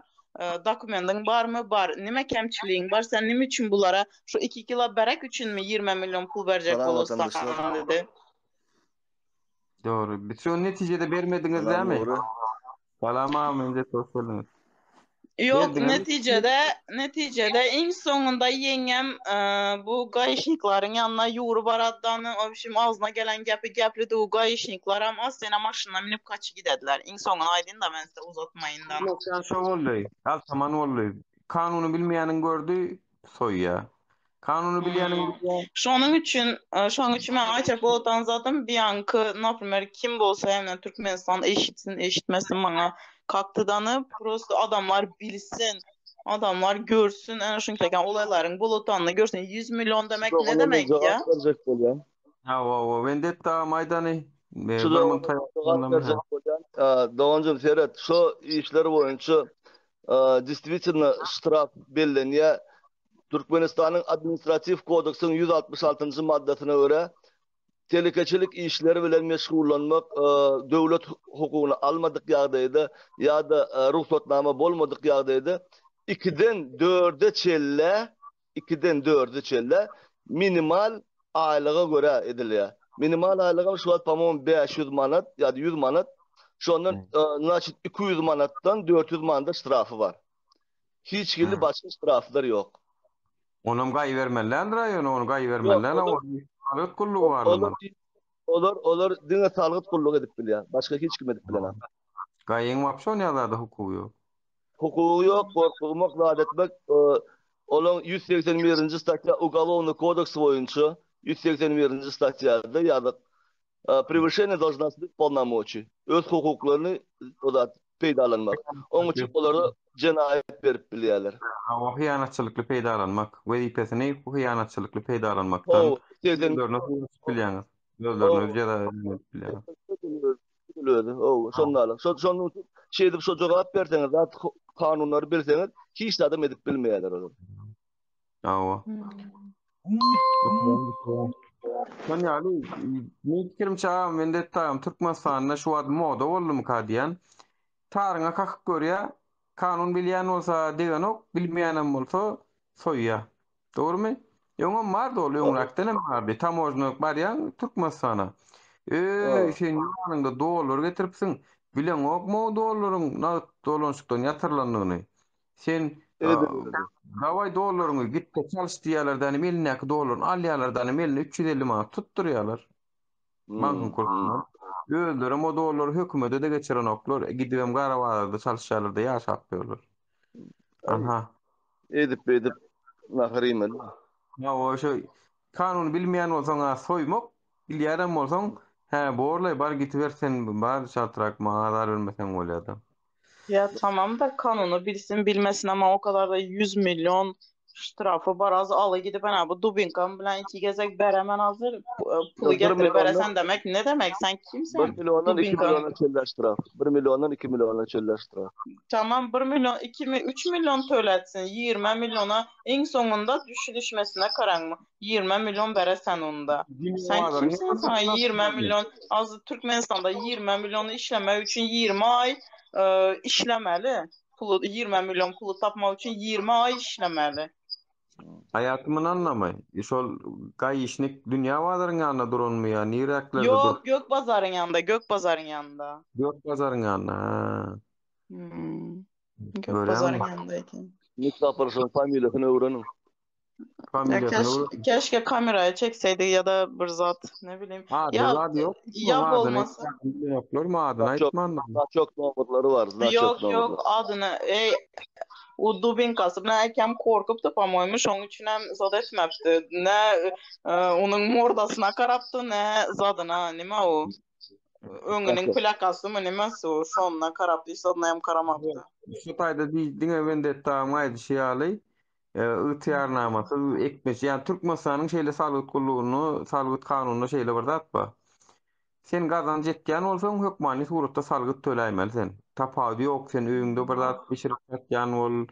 Dükkan etýän ol, ýene etýän ol gazandyňmy sen gazanýan girdijiňden salgyp tölemeli. Bir zatlar Dine satýan bir bolsaň. adet alıştırana kaçan da sen öz eşiklerini Yok yok özdeki man zatlarını satken Karangake ular her gün şerablarda pişirip salıp ödeme. satmıydı. Her gün pişirip satmıyor. Prosto zakaz edipdi bana 2 kilo 3 kilo berek büküp Olan o berip zaman çıkara. getirip berdi. Zakaz edipdi. O her gün pişirip satmıydılar ola. On giteken o her gün etmediler. Doğru. Han täze gelenlere malaýyn men ýene apa ruhsat Tamam. berseňiz. Goşuljaklar Ben bar. çıkarıp atarım. Bolýa. Bor sag bolun minnettar Sağ pikir olun. paýlaşmagyň üçin. Burada Allah var fikirler var da uçurum yetmedi girmeye. doğru. Her gün Ay biçi. Tamam sağ olun. bolýa, sag bolun minnettar diýenim. Eee çıkardım. Hoş geldiňiz ýene bir tapar. La men seni ýaňalym. Ben ses gelýär diýip çıkardım. Şu bärde bolsaň men bärde di. Hoş geldiňiz Marjina. Ýene bir tapar. Salam, mene bir sapar bağışlarsyňyz, ýaňy çykmaly boldum sıraz. Indi ýaňlananakmy sesim? Yok, şu ada oňut. Normal ama. Tamam. Böyle menem 2010 ýylda Türkmenistan territoriýasyndan çykdym okuw üçin. Ondan soň her ýyl barýardym Tomskda kanikula. Garaz iň soň sapar 3 ýyl bardym. Ondan soň şu daş ýurtda ýaşaýan maşgalan zadym ba.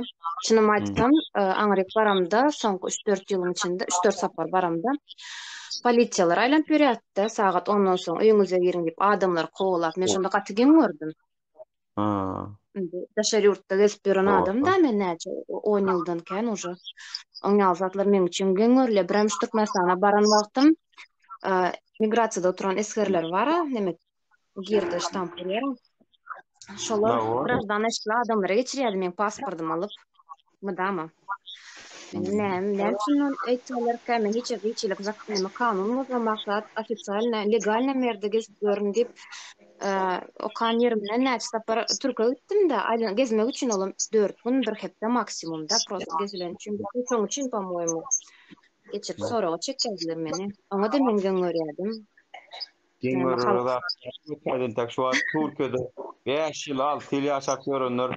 Habar yok, Gülýaly ýurdumyz bar. Bark görani, nälik ýurt sana görkezip. Yok, giýjaýlap ýör, azar görmek, ýene şondan özüm bile görmesem bar, menem ynanjak gel şoňa. Menem ynanjak gel.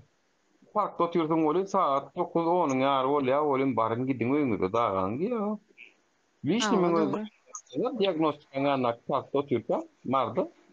Baryn gidiň dagan diýe, sen diýdim. Aýhy döwletde ýaşasak biz näçe gitmeli diýdim. Thomas bunu ödem. Ha, tekede çeni gün ýaşanok. Men bir saatçyk üçin çykaýman adaşadyk. Çekdim men isledem giýje bir sen oturjak saňa näme diýdim men. Gitjekler ýa-ni başlygyma aýtdym bolup. Men diýdim tek başlygyň maňa gerek diýdim. Gerekmi başlygyň çağır men ýanyma diýdim. Men başlygyňa da dik görkezdim diýdim. Ýöne men agidem okşaýdan diýdim. Ondan soň olam böyle derdin aýdyp başlady. Ay birem ýar, birem nägile, birem näme diýip böyle derdin aýdyp başlady görgülen ma. Yani halkam Doğrudur yana. Ödüm orgun işten özlerim doydu. Men sonra göz getirdim tabi. Olaram ölçümde näme diýsene arkasynda ol Aşgabatda büyürak oturan ministerlikde bir tanışlar bolmasa olaram kösen ya. Bolsa bolupdyr milisiýa ýa-da organ işleri hökümet nemesi. Kösen ya hemmesem kösen ya. Aňarda ministerlikde oturan bir tanış bolmasa Welayatdaky organ işleri hemmesem kösen ya. Tanış yok, yetimjek biri häzir hökümede şu polisiýa bolup giren bolsun, tapad yok, komitete giren bolaýsyň, şol kösen ya şol. Kösenýärler. Assalamu alaikum. İşler şoňa berýärler. Aleyküm salam Abdullah. Hoş geldin Mustafa. Gurman, maşallah. Assalamu alaikum Türkmen vatandaşlar. Dowançykdan hemme sagyrtdyňa. Sesim eşdilýärmi agam? Oňa eşdilýär. Bir mutuşda reklama etdi Nur agam şeýle. Ya aýaly bolmurda. Tampon tatýan bolyn reklam edip berýär dedi. Tamam aýda. Yankı aýaly bolmurda diýä, yankı sürüjü mantı barada, börek barada aýtdy. Şeýle. Administrativ kodeksi var Türkmenistan hereket ediyor. Şoňa sürüjülere we transport serişde değişli Türkmenistan'ın prezidentinin 2003 ýylyň Türkmenaşaň 10-na çykan 3 karary bar. Şonda da görkezýär sürüjülere berilýän çeýniki bodulmalara we sürüjüleriň resmi namlaryna gawat gelmeýände de sürüjüler administrasiýa temmi içäri görmek wagtdy.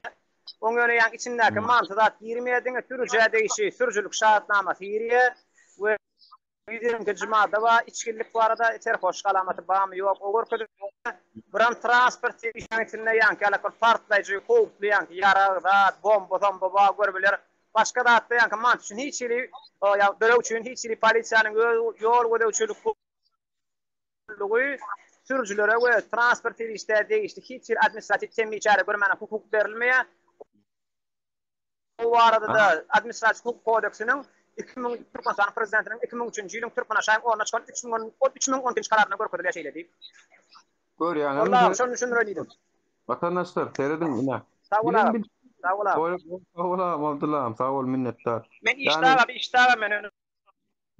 Bolya. Giren arasında. Bolya. Ya görüşüňiz ýaly vatandaşlar bilen bilýär hukugyny. Bilen bilýär. Yo ya kıyasla mele vayt gitti bolam ne ikinci bir ma da kendine bilýär. Yani şonu bilmeýändiňi sen yani mollum nähilek bilýär okuwçynyň sapa taýynan gelenýärdi gelmänni. Öňe çykarýardan bir sora berýär. Ýam şo taýdan ymyk jogap berip başlasa mollum bilýär şo sapa taýynan gelmediğini. Gaýlaram şonu ýaly. Hökümet işçilerim şonu, tam ojuklarym şonu ýaly. Migrasiýadaklaram şonu ýaly. Nira varsan hökümet edarasyna seni okuwçy bilen mollum ýaly öňüne düşýär. Bir ýanda adyna jogap berilseň diýär dogry bu bilýär o diýär muňa oje degmellerdi. Bilmeýändiň örkösüň olun tütmüýt etdiler. Ana Türkmenistan näme boldy diýin? Zbivotny mir boldy daray. Haýsy güýçli bolsa gün güýçlenki gowru diýişli näme gowru diýişlenki şoňa bardy Türkmenistan. Dogrymy? Diýmek şeýle görkezýär kanunyň hukugyny bilmeli. Aza kenne bilmeli. Oşta diýene bir istoriýa aýtyp beresim bile öz maşgalamyzda bolan zat. Şu kanun bilmeli diýişiňiz ýaly her kim özüniň kanunyny bilmeli. Näme hakkı bar, şonu bilmeli. Bizim özüň daşuwuzly, bizim näme короче magazinlarymyz bar. Osoň men student wagtym maňa pul öwredýär enem atam. Osoň soň işler bolmaly. Her kim öz aýlygyny geçirmeli ýa-da patientin üstü bilen geçirmeli etdiler. Osoň men maşgalan patientin üstü bilen geçirdiler. Köpräk geçirip boledik. Nalog töleýärdi, pensiony fondy töleýärdi. Ondan soň 5 ýyl mundan ýalňyşmasam prezident bir gazetde bir söz ýazdy. Bilemek kararmy dälmi bilemek onçasyny. Her kim bir hasaplap edip şol näçe 3-4 ýyl maňa pul öwretdiler. Şu patientin üstü bilen şonu hasaplap her kimiň meýilletin töläsi gelse tölemeli diýip summa hasaplaýarlar. Bize 100 milyon köne puldan, täze puldan bilemek näçe bolýar. Ýazyp nemetdiler, opan gaty köp adam töledi, malyny satan boldy, maşyny satan boldy, gaty köp adam töledi, kanuny bilenek. Otaýda meýilletin kakam kanunçyl men. Güçmeli bolsa güçşen ýere ýazmalar, hemme işden toplap gidýär şoň izinden. Şu wagtda çel näçe gezek suda çekjek boldular, suda da çek bilmediler. Men maşgalam ýekje tölemän oturan maşgala, şu näme? Pensiony fondy şo bergen tölemän otur şuny çellem. Aşgabatdan ama adam geldi. Hemme yerden adam geldi. Ýöne kakam näçe papka dokumentler var. Şolar sürep Aşgabatda da gitip geldi. Ýöne töledi bilen aklar, suda da çek bilen aklar, hiç demedi bilen aklar. Şoň üçin her kim özüniň kanunyny, hakyny bilmeli, hakyny sorap bilýär her kim. Türkmenistanyň içinde bolsaň kanuny bilsen, hiç dem ede bilmeýärler. Hakiki kanunyny, hukugyny bilsen kän zatdy ede bilen aklar. Edil düşen ýaly ne hak tokmana tip basýarlar. Ýöne ol ýam düşen seytmelligini ýokardan buyruk berilmedik bolsa solamediler. Oňa diňe ýokardan buyruk berilýän, hasy ýokardan. Prezidentiň özü beren bolsa da belli däl tazy. Dogry, ýöne elimizde kagaz beren nagasy şunu hökman ýa-da tölemeli diýip şoňa kanunum ýok. Prezidentiň sözi bar, şoňa kanun bar. Hoş geldiniz Alparslan Bey. Selamun aleyküm. Aleykümselam. Nasılsınız kardeşim? Sağ olun. Teşekkür ederim. Nerede? Türkmenistan'da mısınız? Yok İstanbul'dayız. Türkmenistan'la konuşuyoruz ya. Yolların açılması, oradaki kanunsuzluk. Abi ben orada 3 sene yaşadım Aşgabat'ta. Aşgabat'ta mı? Ha, 3 sene kaldım orada. Hangi firmada çalıştınız? Sır değilse. Polimex'te. Tamam. Polimex'te ne olarak çalıştınız abi? Abi ben orada Polimex'te fişçiydim. Fişçi. Ha, Polimex'te fişçiydim ben. Kamyonlara fiş kesiyordum. Ha, anladım. Peki bu Sen o havaalanı projesinde var mıydınız? vardı ben orada. Orada dönen yolsuzluk, orada dönen her şey sizin başbakanınız yapıyor kardeşim. Ya. Yani Kim diyordu? Kim diyordu dün? Delilin var mı? Suçnaman var mı diyordu. Bak 2,2 milyar dolara yapıldı değil mi orası? evet, Polimex'ten ikisi yiyor parayı. Abdullah Tabancalı, ondan sonra Erol Abdullah Tabanca. Gözener, Erol Tabancalı, Abdullah Gözener. Abdullah Gözener var, evet. Ha, Onun kardeşi var, Cem Gözener. Ben onunla tanıştım. Biz onunla ha, tanıştık. Ben onunla hatta bir tartışmaya da girdim ben onunla. Oradan biliyorum o ha. adamı. Bir de başbakanınız hiç Türkleri sevmiyor. Hmm. Yani sonunda beni deport yaptılar. 5 sene deport aldım ben Ülke'den. Ya bir şey soracağım. Bizim başbakan Türkleri sevmiyorsa, peki Türkiye Cumhuriyeti niye bu kadar Türkmenistan hükümetini destekler, vari işler Para, yapıyor? Hani para desteklesin, veriyor. eyvallah, kavga yapsın, savaş yapsın demiyoruz ama yani biz insanlar bak burada miting yapmaya çalışıyoruz, mani oluyorlar. Konsolosluğu Valla, şikayet, bak savcılığa. Oradan evet. emniyet bunlarla işli dışlı. Yani bilmiyorum ya bu neler oluyor. Valla kardeşim orada devlet Polimex bir olmuş. Devlet krallık para yiyor. Anladın mı? Ay, öyle. Evet, başbakan iş gösterdi gözüküyor. Devletin parasını yiyor. Polimex yiyor. Bir Hepsi şey yiyor. soracağım abi size. Bu Türkmenistan'ın Aşgabat'taki havaalan projesinde madem bulunduysanız, bu projenin maliyeti sizce nedir? Yani o mesela 1 milyar 200 milyon dolara falan da yapılır mı? O Ya mümkün değil abi öyle yapılmasını. Anladın mı? Her şey 1 ise 5 gösteriliyor. 1 ise 5 gösteriliyor. Ha, Çok pahalı bir 1 iş ise diye biliyorum gösteriliyor. yani. Bence Aynen 1 öyle. milyon dolar bile çok fazla yani o proje için. Tabii çok fazla. Adamlar orada bir çark kurmuşlar. Herkes parasını kazanıyor. Herkes Ya, parasını kazanıyor. ya. Herkes. Ama Anladın en mı? son Polimex'in de parasını vermedi. Şu an Polimex alacaklı durumda bazı binalar için, bazı mesela bu dağın eteğinde bir tane şey var ya, televizyon binası. Ha.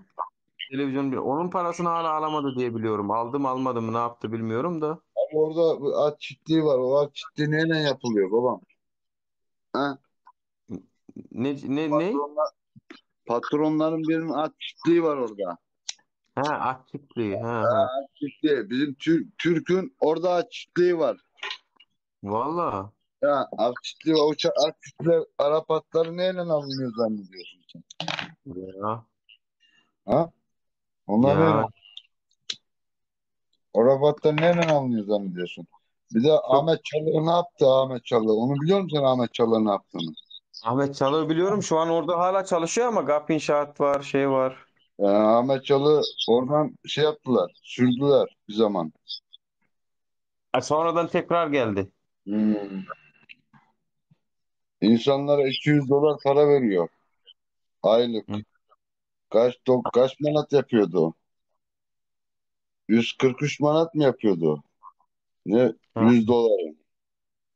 580 manat mı yapıyor? Ne yapıyordu o zamanlar? İnsanlar Doğru. yazık ya orada. Yemin ediyorum yazık. O insanlara yazık orada. Yani Sabahtan akşama kadar evet. asfalt yıkıyor bu insanlar. Sen Ya daha iyi bilirsin. Asfalt yıkıyorlar. Köpük öyle. suyuyla asfalt yıkıyorlar. Yazık günahtır ya. İnsanların çoğunun evinde ekmek yok ekmek. Ya Ha.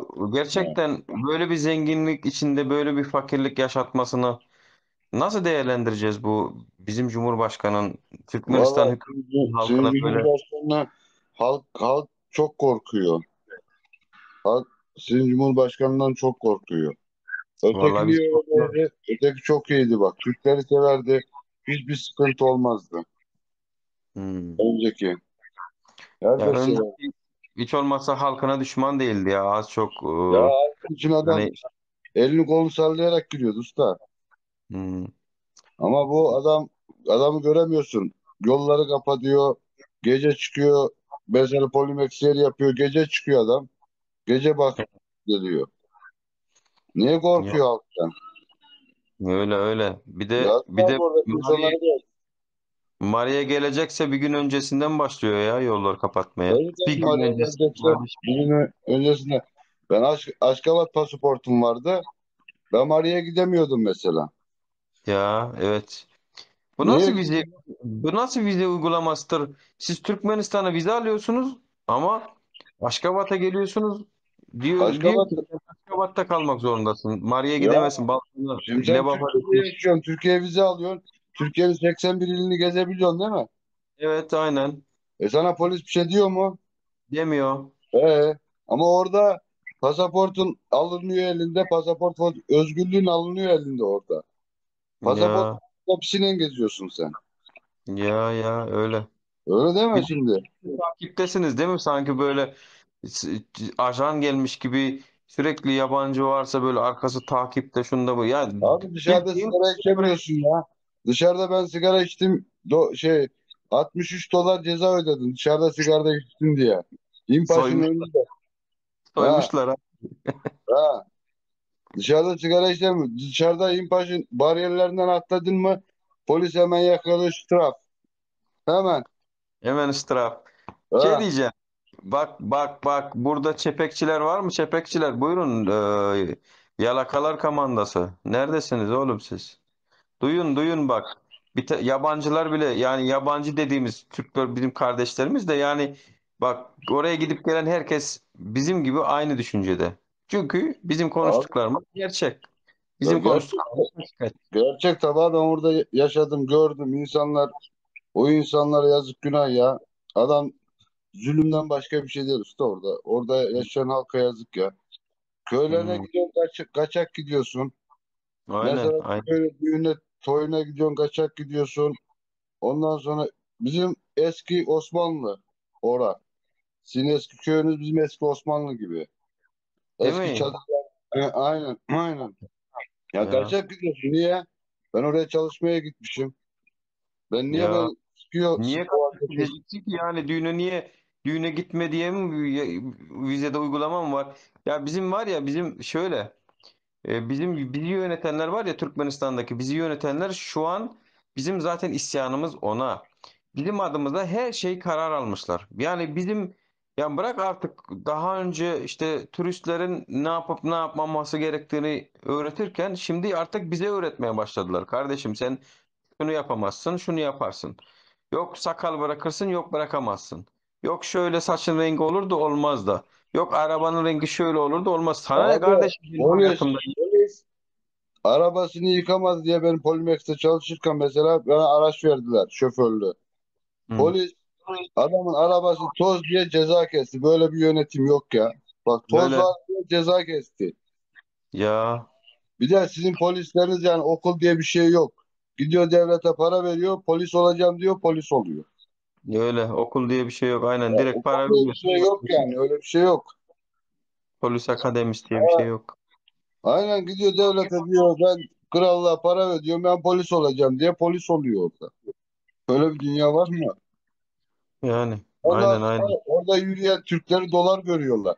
Çünkü yanlış bir hareketini göreyim para koparayım. Türk'ten para alayım. Aynen. Ya böyle bir Kesinlikle. dünya. Ya o yaşanmaz değil mi orada? Abi Yaşan ülke çok güzel bak. İnsanlar halklarını çok seviyor ama yönetim hiç güzel değil. İnsan o zaten yönetimi yaşatamaz. Ben yani bu 15 yönetim gün mesela türmede olmaz ya. kaldım. 15 gün türmede Selamünaleyküm. kaldım ben. Böyle bir yer yok ya. Yani. Köpek Dağı'nda kaldım mesela ben. Böyle bir yer yok usta. Hmm. Vallahi yok ya. 15 günde yemin ediyorum bacaklarım komple yara oldu tahta kurusundan. Allah. Ha. Böyle bir adalet, böyle bir ne bileyim dünya, böyle bir insan 15 şeysine gün niye aldılar sizi 15 gün? ya niye aldılar? Kız arkadaşım şikayet etti. Beni polise verdi. Anladın mı? Hmm, anladım. Ben duştayken polis arıyor. Benim evimde Türk var diyor. Polisten çalışıyor. Polis geliyor. Seni Aa, anladım. Ya, Anladım. anladın mı? Ya Ya. böyle bir dünya yok. İnsanlar 1 manata, 2 manata affedersin ondan geziyor, bundan geziyor. Böyle bir dünya. Çünkü insanlar sıkıyorlar. İnsanlarda para yok. Para, İnsanlarda para yok. para Aslında için para için fırıldak dönen çok ya vallahi yani utanıyorum da yani. Ya adam kendi kızını getiriyor. Affedersin. Çok özür diliyorum. Kendi karısını getiriyor. Böyle bir adalet, böyle bir sistem yok ya. Selamünaleyküm. Öyle mi? Aleykümselam Alihan, Ben nasılsın? şükür hamdolsun. Bunu söylemeye çalışıyorum ben de. Bu 30 yıl diyelim 30 yıl kıyaslayalım da böyle 30 yıl Sovyetlerden çıktıktan sonra bugüne kadar 30 yıl geçti ve Dubai'yi alalım. 30 yıl onlar da şey satıyordular, moncuk satıyordular. Var olan zenginliği odu. Şimdi doğru yönetim olsaydı bak biz dünyada 4. yerdeyiz gazda. Yani. Petrolde de 7 mi 8. yerdeyiz. Tüm dünyada. Aynen. Onlar sadece petrol üstüyle yönetim doğru. Bakın 30 yıl içinde tüm O dünya petrolün bile ekonomik gücünü söyleyeyim mi? Alihan, sözünü bölüyorum. %5, %6. şu an O öyle petrol yaptılar. Şu an %5, öyle %6. öyle. Şimdi ben demeye çalıştım. Yani tamam da onlar da Müslüman, biz de Müslümanız. Bu 70 senedeki Sovyetlerden kalan şey hala gitmedi bizden. Anlatabiliyor muyum? Gitmedi. Şimdi gençler var. Şu an burada bizi izledik. Gençlerimiz var. Bizim nasıl desem geleceğimiz onlar. Yani Yeni bir nesil. sürü Z ülke kuşağı. gördüler. Yani onlara sadece ve sadece desteği lazım. Başka bir şeye ihtiyacımız yok şu an. Şu an destekleseler, deseler ki korkmuyoruz, devam. Ha işte yemin ediyorum yine bir 10 sene sonra en azından Dubai'nin yarısı oluruz ya. Ya orada yatıyorlar insanlar, yatıyorlar. Bir şey diyeceğim. Şimdi destekleyecekler Alihan abi de yani şöyle bir şey var. Biz bir şey yapıyoruz bak, bir şeylerin değişmesi için bak en azından çaba sarf ediyoruz. Evet. Yani bir şeyler ekrana çıkıyoruz, anlatıyoruz.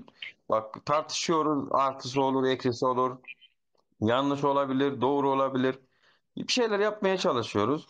Adam geliyor, tamam mı? Türkmenistanlı gene aynı bizim hemşerimiz geliyor çıkıyor diyor ki aa diyor boş boş konuşuyorsunuz diyor. Ne yaptınız da diyor. Ya arkadaşım, sana senin de yapman lazım. Zaten işte bizim yapmaya çalıştığımız işin neticesi niye olmuyor? Çünkü o senin gibi salaklar gelip burada destek vermediği için.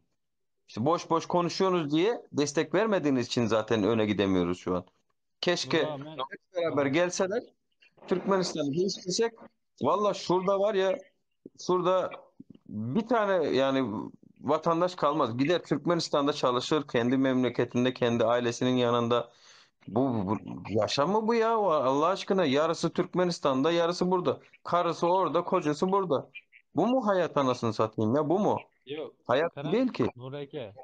Nureke ben şuna diyeyim. O çesne. Hı. Men ayça gepim yine birezek. Men her efirde de Liboy birinin efirinde aydı. Taganova dayamaytyan. Hemengizin efiriniz aytyan. Bar yerimiz. Barı bolacak. Gurrun ödüp oturup bolacak. Dernek var işte. Nizamism özümüzün yerimiz var. Dernek var. Buyur gel.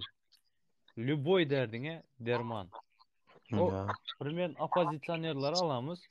Nur Haber'de iyi adamlar yazı oturan istersen zat alırlar yani bir taze gelen bolsa yeni gelen bolsa tamam mı? Sağ ol abi, teşekkür.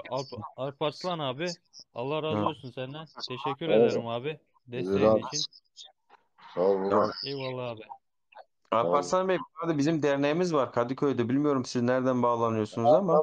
Antalya'dayım kardeş. Antalya'dayım. Ha, tamam. Bizim de İstanbul'da Kadıköy'de dernek açıldı. Daha dernekleştik işte yeni. Milletle sıkıntılı insanlarımız var, şeylerimiz var. Maalesef onları el uzatmamız gerekiyor. Şimdi her şey yönetime küserekten e, yapıp oturmanın da bir anlamı yok. Adam geliyor, bak yurt dışındalar. Yurt dışında burada ailesi de varsa, akrabası da varsa, dostu da varsa yalnızsın abi sen. Yani Tabii ki, onlar tabii ki. yardım edebiliyor, edemiyor. Sonuçta yalnızsın. Bitti. Yani bunlar dernekleşerek belki bu sorunlara çözüm üretebilir diye böyle bir dernek çıktık, yoluna çıktık. İnşallah Allah utandırmasın hiçbirimizi. Sana da İnşallah. İnşallah bir katkımız olur, bir şeyimiz olur kardeş. Go Gülbahar. Aydın Nehmet diyeniz Gülbahar. Selamu aleyküm vatandaşlar. Salam salam. Umut musunuz? Govmaya daylanız. Salam Nura, govmaya daylan. Ha, Umut Huda. Şükür govmayadınız ama Umut mu? Umut Huda. Şükür iyi yayınlar. Ha, sağ olun sağ olun. Nura nemede suatlara bir yaşulum yaman goğlatlar aytti. İnni suat bizim opsiyonlara kalmamızın, inni Türkmenistan'ın içinde kalmamızın vakti bollum kadiyecek kol yani suatlara bir hükümeden bir de karşı in fonku yağdaydan oyunlarla oynap başladı yani günne bir çıkkanlar şunlar bilen mi? Bir de karşı adamların köpeltdiler. O özlerinin ezilliğini bildirýärler de suatlara men aýtsak bolýanym. Bildir uğradılar ne? Yani men aýtsak bolýan adam bara karoçyn her kim ustaýda gezip görenler watandaşlar öýlerine äkelere tanışyşlarına Türkmenistanda habar berip goýmaly. Kaýynrak bolun, aýagy alalyň. Yani şol real wagtlar da opsiyon bara bir galmaň wagty geldim ka diýjek bolýan benze. Doğru doğru. Ya Gülbahar yani okuçular hani akıllıca olup sessizce olup akıllıca olup oturup da Alparslan abi siz ne tavsiye edersiniz? Bu millet ne yapması lazım? Çıkış yolu nerededir abi? Bak bunu niye sizi soruyorum? Çünkü sizin sonuçta siyasi medeniyetiniz daha bizden gelişmiş. Siyasi kültürel Abi bizim tecrübeniz. teknoloji var ya. Türkiye'nin çok şey Bizim başından geçiyor. ben hastanelere gittim. Sizde olan cihaz bizim Türkiye'de yok. Sizde kullanacak adam yok. Ya ona. Hastaneye gittim. O kadar o cihazlar var ya. Yemin ediyorum ben Türkiye'de görmedim o cihazları. Ama onu yönetecek, kullanacak adam yok sizde. Ya. Evet. Çıkış yolu ne yapmamız lazım şimdi? Vallahi çıkış yolu prezidenti devireceksiniz baba. Başka çıkış yolu yok. İyi bir adam olacak. İyi bir insan olacak. Devletine, milletine sahip çıkacak olan bir insan olacak. Kendi kendine düzelmez mi abi onlar? Kendi kendine iyileşip iyi, kötü bir şey yaptık şimdi. Hadi madem böyle bir şey yaptık biz düzelelim diye bir şey hiç dünya tarihinde olmuş mu böyle bir şey? Hiç ülkelerde bak. Öyle bir şey olamaz abi. Öyle bir şey olamaz. Yok değil mi yani? Ölür. Oğlum. Ben bir paket sigarayı orada 50 dolara aldım. Bir paket sigarayı. Bir paket Marlboro'yu 50 dolara aldım. Soygunculuk abi orası onu biliyoruz. Şu an zaten 1 kilo elma banka kuruyla 20 dolar. Banka kuruyla. Bir yasakladılar. Prezidentin oğlu sigara satışı ondaymış.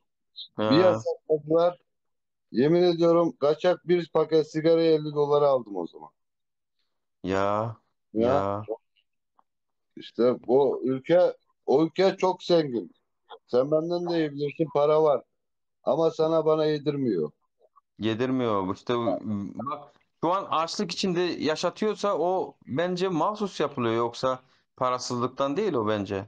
Bizim halkımız sen halkına veriyor ayda 200 dolar. Polimex demiş ki evet. Demiş, ilk o Polimex'in oraya aldığı zamanlar işte biz demiş adam Türkmen o zaten kral demiş ki benim demiş işçi olarak benim halkımı alacağım. Yönetici olarak kendi insanını getireceğim demiş buraya. Anladın mı? Ben demiş senin halkına 500 dolar vereceğim demiş. Polimex. Sen ne yaptın demiş. Benim halkıma 500 dolar vermeyeceksin. Benim halkıma 200 dolardan fazla vermeyeceksin demiş. Ya O eşit. doğru. Ha, eşit çünkü eşit. Senin hakimin savcın da 200 dolar alıyor. Affedersin köpçü de 200 dolar alıyor. Hepsi 200 dolar alıyor. Aynen. Standart. Anladın mı? Onun Ya için millet para olmadığı için Türkiye ceza kesiyor. Türk'ü kovalıyor. Ondan sonra öteki İmpaş var mesela orada. İmpaş bizim buradan kaçtı Türkiye'den. Gitti. İflas etti gitti ama sizin ülkenizde şu anda İmpaş. Onu Anladın mı? kapattılar. Yimpaş kapattılar değil mi ya onu? Vallahi Kapattılar. bilmiyorum. Ben oradayken İmpaş oradaydı. Ha, oradaydı. Onu da kapattılar. Aldılar elinden binanın bir hatta bina yerini yıktılar galiba binanın olduğu. Bilmiyorum. Ben oradayken oradaydı İmpaş. Yok yok, Yimpaş hatırlıyorum. Yimpaş kapattılar, şey oldu. Hatta böyle bir yığılma oldu. %50 indirimle içerideki dükkanlar şeyler çoğu baya bir indirime gitti. Satışlar oldu. Bu Kara Cuma gibi yapıyorlar ya Avrupa'da filan, Kara Cuma diye. Onun Ha. gibi şeylerle baya bir Çin'in mallarını sattılar. Hatta baya bir şey oldu orada. İzdiham bile oldu yani. Ha. Ondan sonra kapattılar orayı. Stoyanka oldu bak. Stoyanka ettiler şu tayin diye. Bu arabaların durduğu park yeri yapmışlar. Ondan sonra para bozdurmaya gidiyorsun, İmpaş'a gidiyorsun. İmpaş'ta bozduruyorsun. Niye? Devletin bankası yok mu orada? Seni sokmuyor içeri bile. Sen niye Ya. benim paramı İmpaş'a bozdurtuyorsun? Ya. Anladın mı? Ya İmpaş'ta Fethullahçılar da onlar hepsi orada. Hepsi şark, hepsi oyun onlar. Öyle. En büyük hata sizin prezidentte. Fazla para kazanmak için yani. Aynen öyle. Aynen öyle. Her şey İmpaş'ta. 1.000 dolardan fazla çıkamıyorsun havaalanından. Neden? Doymak için her şey. Neden? Ya. Ha, sen Türkiye'ye yazmış. Benim orada kakış vardı. Hoğulları vardı. Kakış. Aha. Ha, çok güzel insandı bak. Çoğu arkadaşım vardı orada. Türkmen çok iyi insanlar. Ben evlerinde de kaldım. Yemeklerini de yedim. Anladın mı? İnsan halkı çok iyi. Ben çok severim. Ama yönetim polisi hiç sevmiyorum. Oradaki yönetim polis yok usta. Biz de Ha, sevmiyoruz. onlar yok. Ha, oranın halkı çok iyi. Bizden mesele de ondan ya. Hepsi çok iyiler. Sana bakarlar. Paran yoksa para verirler. Yemek yoksa yemek verirler. Çok iyi insanlar. Ama Evet. dışarı adımı attığın zaman polis senin karşında zaten. Ama bunların sonu gelecek be abi. Artık zaten sesleri geliyor. Ayak sesleri geliyor şu an. İnşallah kardeşim. Ülke güzel ülke. Ülkede para var. Ülkede petrol var. Her şey var. Niye sen faydalanmasın? Niye senin halkın aç geçsin? Anladın mı? Niye Ya. geçsin? Paran var çünkü. Ver halkına yedir içir.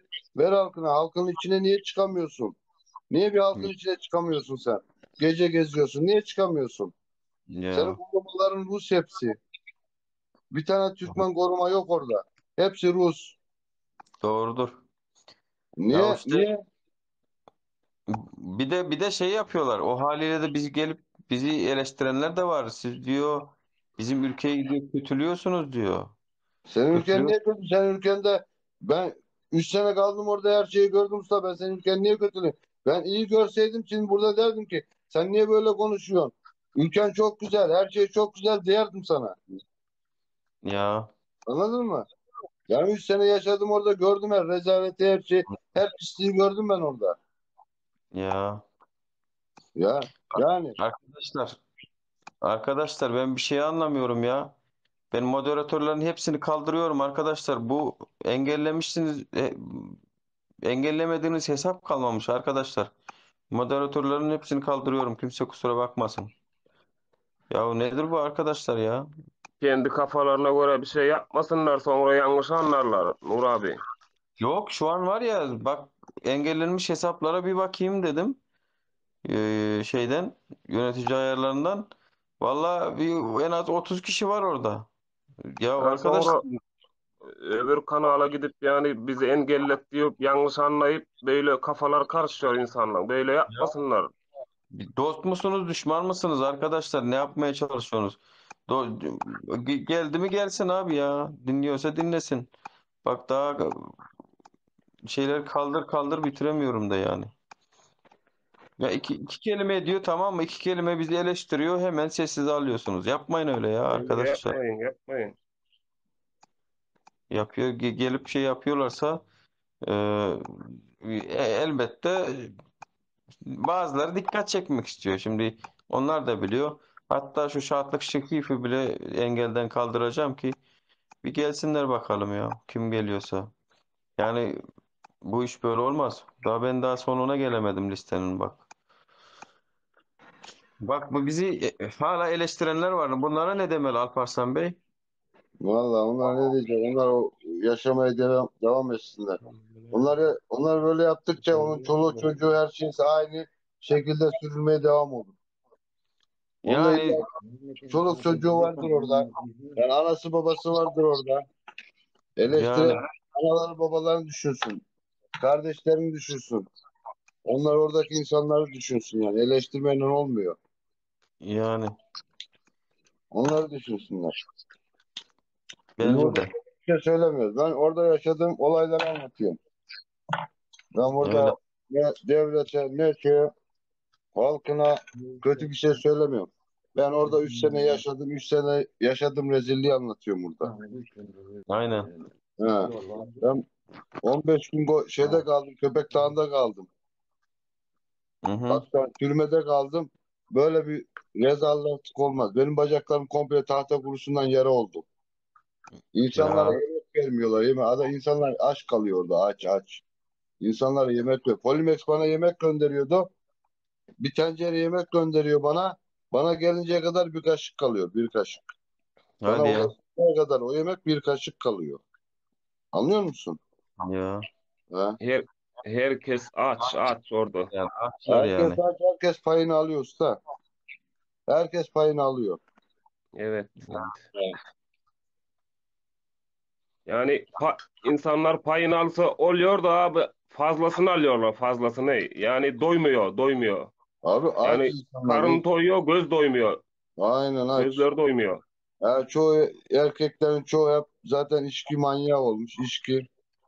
Anladın mı? Vodka, arak olmuşlar. Kadınlar çalışıyor. Erkekler akşama kadar yatıyor evde. Kadınlar Hı. çalışıyor. Olan kadınlar oluyor. Yazık günahtır bu insanlara ya. Vallahi ya. Ha. Yani Erkekler, biraz ruh hijyenin ya. Erkekler esas bu işlerde, bak bu işlerde erkekler ön planda olması lazım. Kadınlar değil. Hadi Aynen. tamam, çalışma hayatında kadınlara verdiğiniz rolü de artık bu işi bu erkeklerin işidir bu. Ayarların işi değil birazcık.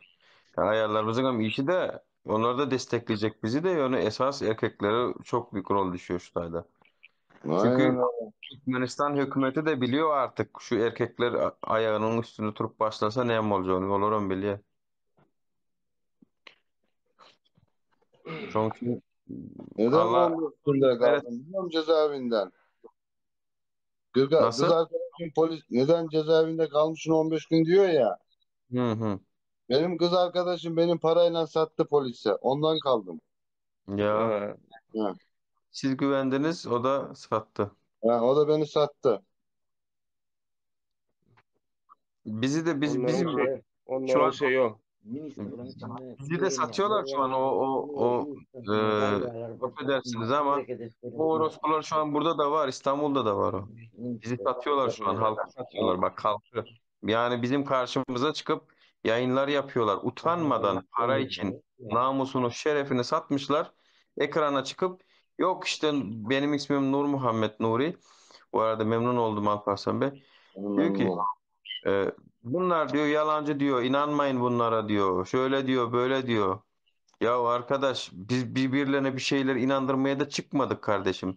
Yani yalan da olsa senin için, doğru da olsa ben Vallahi bildim. ben de yalan malan yok kardeş. Ben 3 sene kaldım orada. 3 Hı, senede yaşamadığım şeyleri yaşadım. Ben burada da yalan söylemiyorum. Ben yani yaşadıklarımı başımdan geçen olayları anlatıyorum. biz biliyoruz. Bu ülke böyle bir ülke.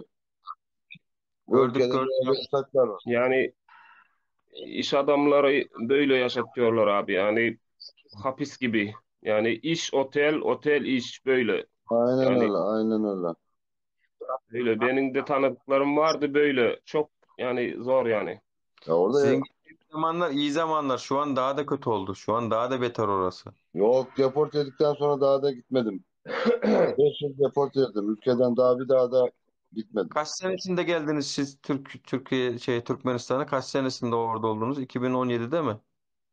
2016'da 2017'de falan orada oldum. O Şimdi yıllar. o zamanlar gene az çok yaşanabilirdi de şu an var ya, şu an öyle bir, bak, hayat pahalılığı var ki iş yok. Bir de artık böyle yamyam gibi ya. Yani kim kimi kandırabilirsek. Bak az önce bir şey o anlattı. Trafik polisi yakalamış. 2 tane böreği pazarda müşterisine bırakıp gelecekmiş, satacakmış. İşte kendisi evinde yapıp pazarda satıyormuş. Müşterisine bırakacak bu gayiler var ya, gayileri bilirsiniz. Bilirim. O gayiler saklamış işte 20 milyon para. Yani 4.000 manat para istemiş. Düşünsenize. Yani Polis şu an benden kaç yamyam para gibi istedi oldu. biliyor musun? Hı. 5.000 dolar istedi benden polis. Ya 5.000 dolar vereceğim. O beni görmeyecek, ben onu görmeyeceğim. Ondan ya sonra yabancı şube geldi. Yabancı şube rüşvet yemez orada. O geldi, o aldı ya. evden. Anladın mı? Şu an Yoksa benim ailem Türkmenistan'da. Onları getirtemiyorum bak. Yollar kapalı. 1,5 yıldır yollarını kapattı bu şerefsiz bizim hükümet. Şimdi ne yapıyor? Bak, hiçbir sorun yokmuş gibi ne televizyondan anlatıyor bir şey, ne Çin kapattığını da anlatmıyor. Ne zaman açacağını da söylemiyor. Böyle bir belirsiz bir hayatta yaşayıp gidiyoruz şu an. abi orada sıkı yönetim orada çok. Orada adam yanlış bir şey söyledim, o adam bir daha göremiyorsun.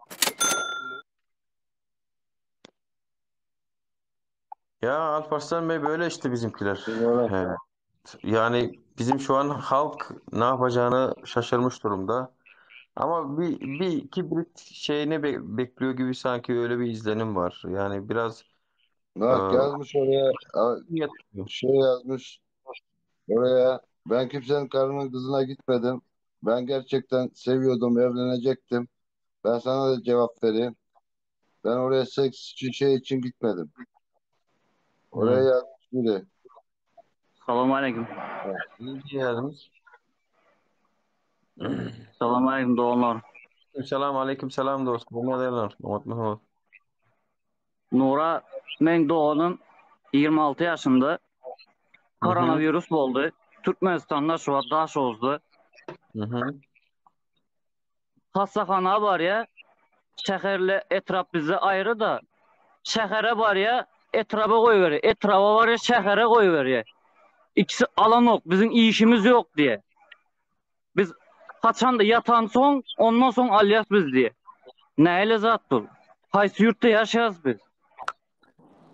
Almaya bunlar şu Türkmenistan koronavirüs kesinlikle yaplı bir dünya öyünü becer altın neymiş. Öyünü becer altın neyme diyeyim. Bolya beceri altında 10 testini etmelidir ha Doğan. Ondan bir gün önce skori çağırdık. Skori geldi, seyredip gittir. Ondan sonra ertesi test tapşır barlar gör deyiptir de. Test tapşıracak olsa alan oklar.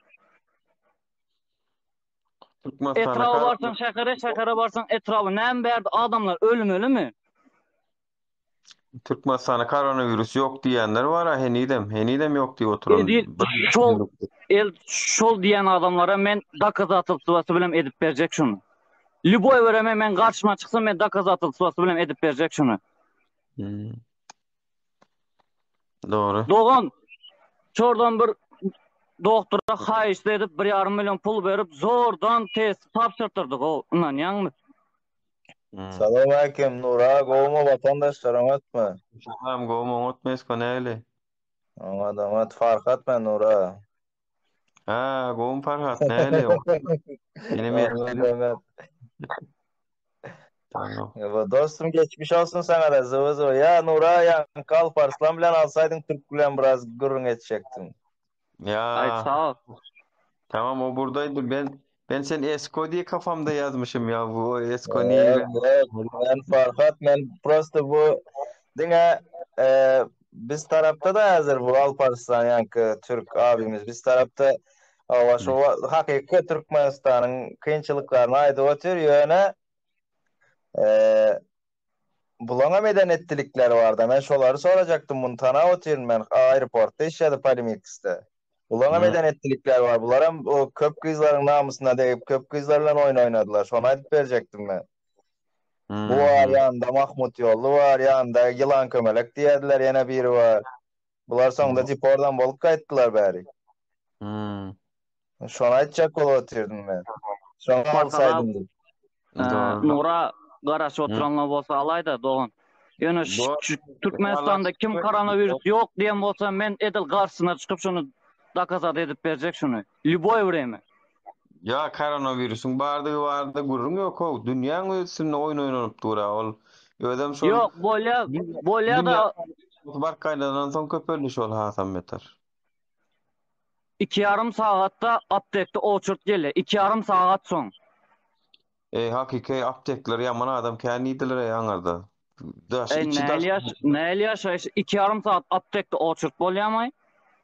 Şoň daşynda da durlar diye ma içe bir dolwan. Koronavirüs geçmez bolsaň dıklım bolup duranlar arasına. Menem onu diyecek bolyan o adamı burun oçurdun üstünde ölüşüp yatıyor o. Yine başka yerlere yok yine karantina yapıyorlar da bilen şuna kakarım geliyor da karantina yapıyorlar yine aptekler abaryan burun adamlar oçurda durdu. 2,5-3 saat bolsa da duruya pakırlar o. Şu hakikatdan hem hani maşkalamızı çüğün görüşýärdik, ýaşaýardyk maşkalamızı azar vermeseler bolýardy. Hani maşkalalarymız kösep ýollar ha. Yani şom kandy şu dym oturmakluk maşkala azar vermedik diýip hasap ýokla biz gorkokla gelin boynumuza alalyňla. İnternetten boynumuza alalyňla türkmen jemgyýeti bağışlaň ey dünýä ýurtlary biz türkmen jemgyýeti bolup gorkokluğumuzy boynumuza alýarys. Awo köp erkeklerimiz gıýşa ýok, aýalça ýok. Köp aýallarymyz erkeklerden hem boynumuza alalyň diýip şunu ýar bir bildiriş men pikirimçe ýaratmalym kak diýen. Türkmenistan demokratik dünýäwi döwlet diýär. Türkmenistan oň ýalda Türkmenistan diktatura, Yeganistan döwleti diýip atlandyrsaň gaty gowy. O hakykat bolýar-da şonda. Mene şol geljen bilem soň öňüme üçin çykdym. Ýöne ýekajözüm aly bilemok. Gynansaňam jadyl taýamam ýok. Bir gedekde şey diýip döýdürýärli. Ýöne hawa ýekajözüm bolsam ýa-ni tuwlamy ýanymyzda köpleşdik golün. Yani ediljek bolýan iş üçin çykyldy. Adamlaram çykýar bolun. Şonu da misal üçin bir bolgusyjy restorançykda ofisiant bolup işläp ýör. Afçant ýa-da şo taýda lülejik bir şeýle şaşlyk bir şeýle hawa aňarda aýalyň ölse ölüp gidibersinmi? Çagalan ölse ölüp gidibersinmi? ýa ejen kakan ölse ölüp gidibersinmi? Oýň son kwagtana bir görüşmek ýok boldy minni üzdük bilen o taý bilen. Türkmenistan bilen sigas şey diýip bir gedekde gyrtdykmy? Boldymy? Ay gawur bolsunlar ejemem kakamam dogonnamam şey diýdinden boldyk watandaşlar. Nura men hakikaten biz var göz garnaşsamız üçin görüşemiz ok. Yani pişiýem mara, pişiýem güjüge de topul bilýär o şu çagasy üçin. Tok göz jüjesi üçin wara bürgüde topul bilýär. Ýylana topul bilýär. Ýöne biz türkmenler edibilem de o kenik şonu. Barın joço çagajykla taşlap arkamyza seretmeni ukjan oturýan ekenik. Ana şolar ýaly. Şeýle bir zada gakarym ýerler sözüňi bersem bu yollar açmak için, pasportlar oňarmak için öýlere gidelim protest edip, miting edip toplanan wagtymız gelmäne gorkýarlar, siyasata garşydyň diýip, watan döne diýip gorkýarlar da aňyrda ejeleri, doganlar öle otur görmedik sırap geçip gidýärler da men şoňa bakarym geldi. Men aýdana dünýä jemgyýetine biz türkmenler bolup, türkmenstanlylar bolup gorkok millet biz diýip boynumuza alalyň danym. Awo awraýymyzam ýeriň astyna zyňalyň, awraýym şol zadymyzam şol ýerinde gezeliň watandaşlar. Ana bizim bar gelen okudymyz. Yani ol geldik ýara ýöne diýen o şolun bir sözünde oňam dogry aýdýan ýerlerim bar da emmesini gollamasam. Sen näetdiň bu türkmeni gorkok jemgyýet edip maskara edip goýduň dünýä diýär. korkak cemiyete dik koydular da hakikatdanam. Türkmen görgülüňem şol azajyk Batyrgaý wa bolsa Irana gaçdy wagtynda Ak Paşadan gorkup Owgana gaçdy. Ondan ýene gorkaklar galy. Ýene bulan içinden azrak mertler döredik. Bularam ýene daşarutlaran opposision liderler ol bulýan bolup gitmeli boldy. Ýa-da türmelerde çüýretdiler. Anha şeydip gorkak cemiyete dik koydular da insanlar. Yana bir sözü var ya şoň Nuraga eşden olsan. Bir videosunda gördüm. Türkmenistan zombi ala diýär. Zombi al diýär toýda merekede pışırdaşyp gürleşýärler bular diýär. Näme etdiň sen halka diýär. Hakykda şoňa aýdanam käbir sözleri hemmesi bolmasa da bir %3-5%-inde jany bar. Ýöne Gorkak cemiyete dik koydular ha. Hakyky bir gürle bilen ok halk açyk gürle bilen ok şuma da hazır öýüňe telefon etseň pul soraýarlar, un ýok diýerler, çörek ýok diýerler, okuweşi üçin pul soraýarlar, pul bermesen gahar edip gıýgyryp agzyňa burnuňa sıçyp uruşýarlar. Ýöne çykyp şu pulsuzlygyň neti sebäbini çykyp aýdyp aýtmana gorkýarlar. Siýasatdan bir agyz gürleseň geçip goýýarlar senden göni. Gürleme diýer. Öz hakkyn gözlemeli bolsa, sen bilen men bilen uruşmaly bolsa bara, batyrlaý bular ýöne. Koy tawar PPS'den taýygyny orkatsa 1 milyon getirdiýse getir ýa. Bar ýa. Bolmaly ýa işte birazjyk bolmaly. Nura şu at men açsa gepim var da. Nura men çıktım Alifan girecek olatı. Bola men şunu aýdaýyn çykjaksyň. Men çıktım siz gürlerim tamam. İyi yayınlar. Şu anda çelle şu aýda oturan adamlaýalyk men diňe sizin efirinizi dinläp geçýärdim. Şunu çelle. Ýöne doganym bilen gürleşdim. Doganym aýdy it ornunda gören oklar diýe. Aňyrdan berden aňyra oýnap otyrlar diýe. It ornunda gören oklar diýe. Gözünden ýaş alyp aglap otyr, gyzmaşgalar. Şoňa çyga bilmedim. Şu wagt näme etmeli bolsa men etjeýindi. Etmeli etmeli. Da no başlamaly bu zatlar. Bir giýje da galyk da ýöne. Yok men az şu wagt aýtjak bolýanym, men başyma gelen şu taýda oturanlaryň liboy birini başyna gelip bilýär. Men şunu aýtmak isleýän şunu. Hakyky. Doğru aýdýar. Alo, eşdosan. Hayal gelýär. Şükür. Hayal mı? Normal. Men aýtjak zadym şu äzir bara kimel şu maksat ýene näme diýe o hemmesiniň başyna gelýär buza. Bu koronavirus prezidentam diýen ok. O on garyndaşam diýen ok. Bu alýa. Şunaň bu ya alýa ya da sen ya koronadan ölen ya da bilet şu ukoluna näme o bilet aşydan ölen düşündik. %90 aşydan ölüti. Yok, sistemasından hem ölüyor. Türkmenistan sisteması hem ölüyor. Nura başa garaş oturanları alay men çıksak. Sağ olun. Sağ olun alın. Yaxşı. Şu men açak zadym.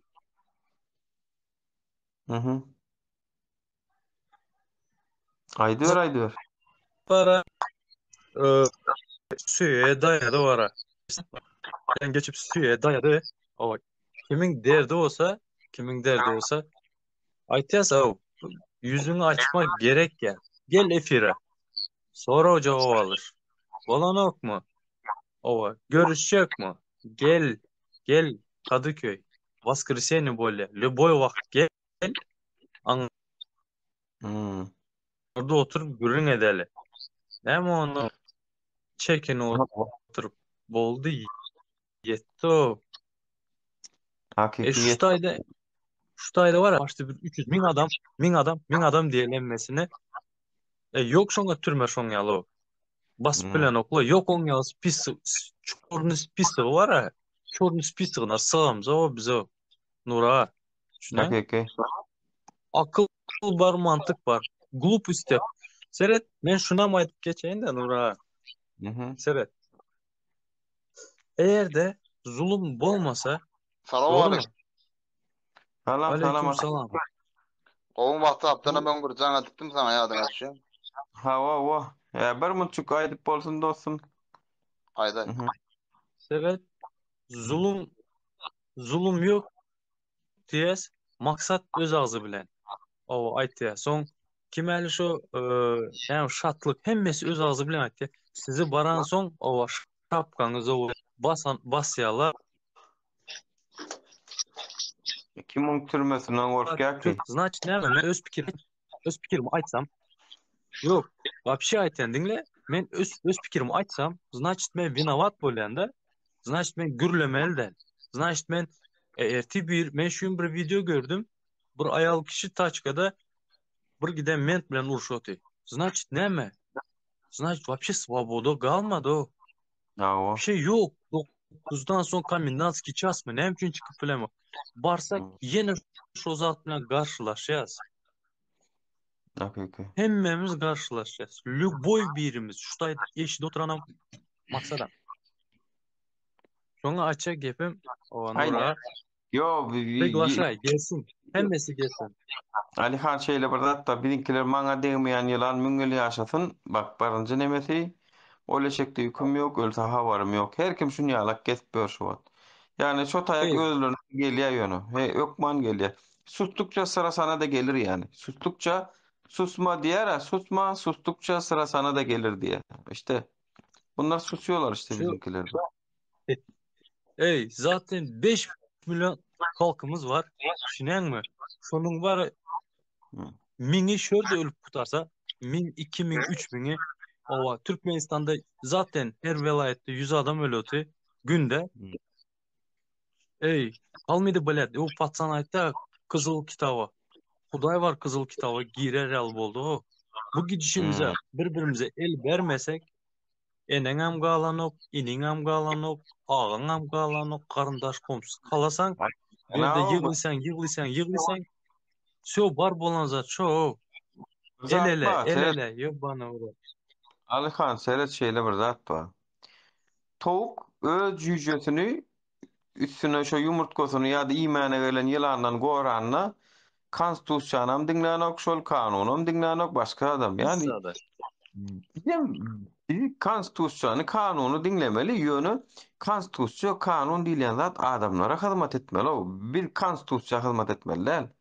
Yani eger bir kanun çykaryljak bolsa ýa-da bir konstitusiýon kanun adamlar üçin çykaryljak bolsa, olam hökümetiň peýdasyna, halkyň ziýanyna boljak bolsa, ana şonu biz hökümany surata garşy çykmaly.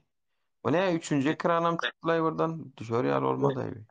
Sovet Yusuf Kahraman yazan Alihan giç boldu diye bara lучше поздно чем никогда diýen bir söz var Orslar.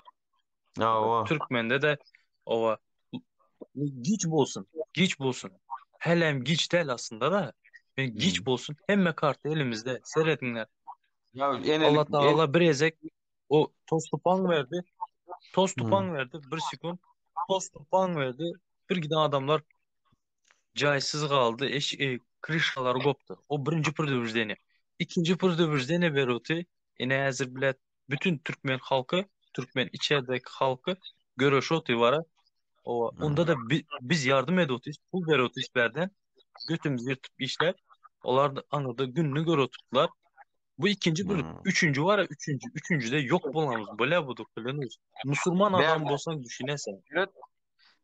Türkiýedäki saglyk durýança işler bolly. Ondan soň berdäki saglyk utorýa bolun tapady ýok. Sen saglygyň 30 ýaşynda utorýamy, 50-de utorýamy, 40-da utorýamy.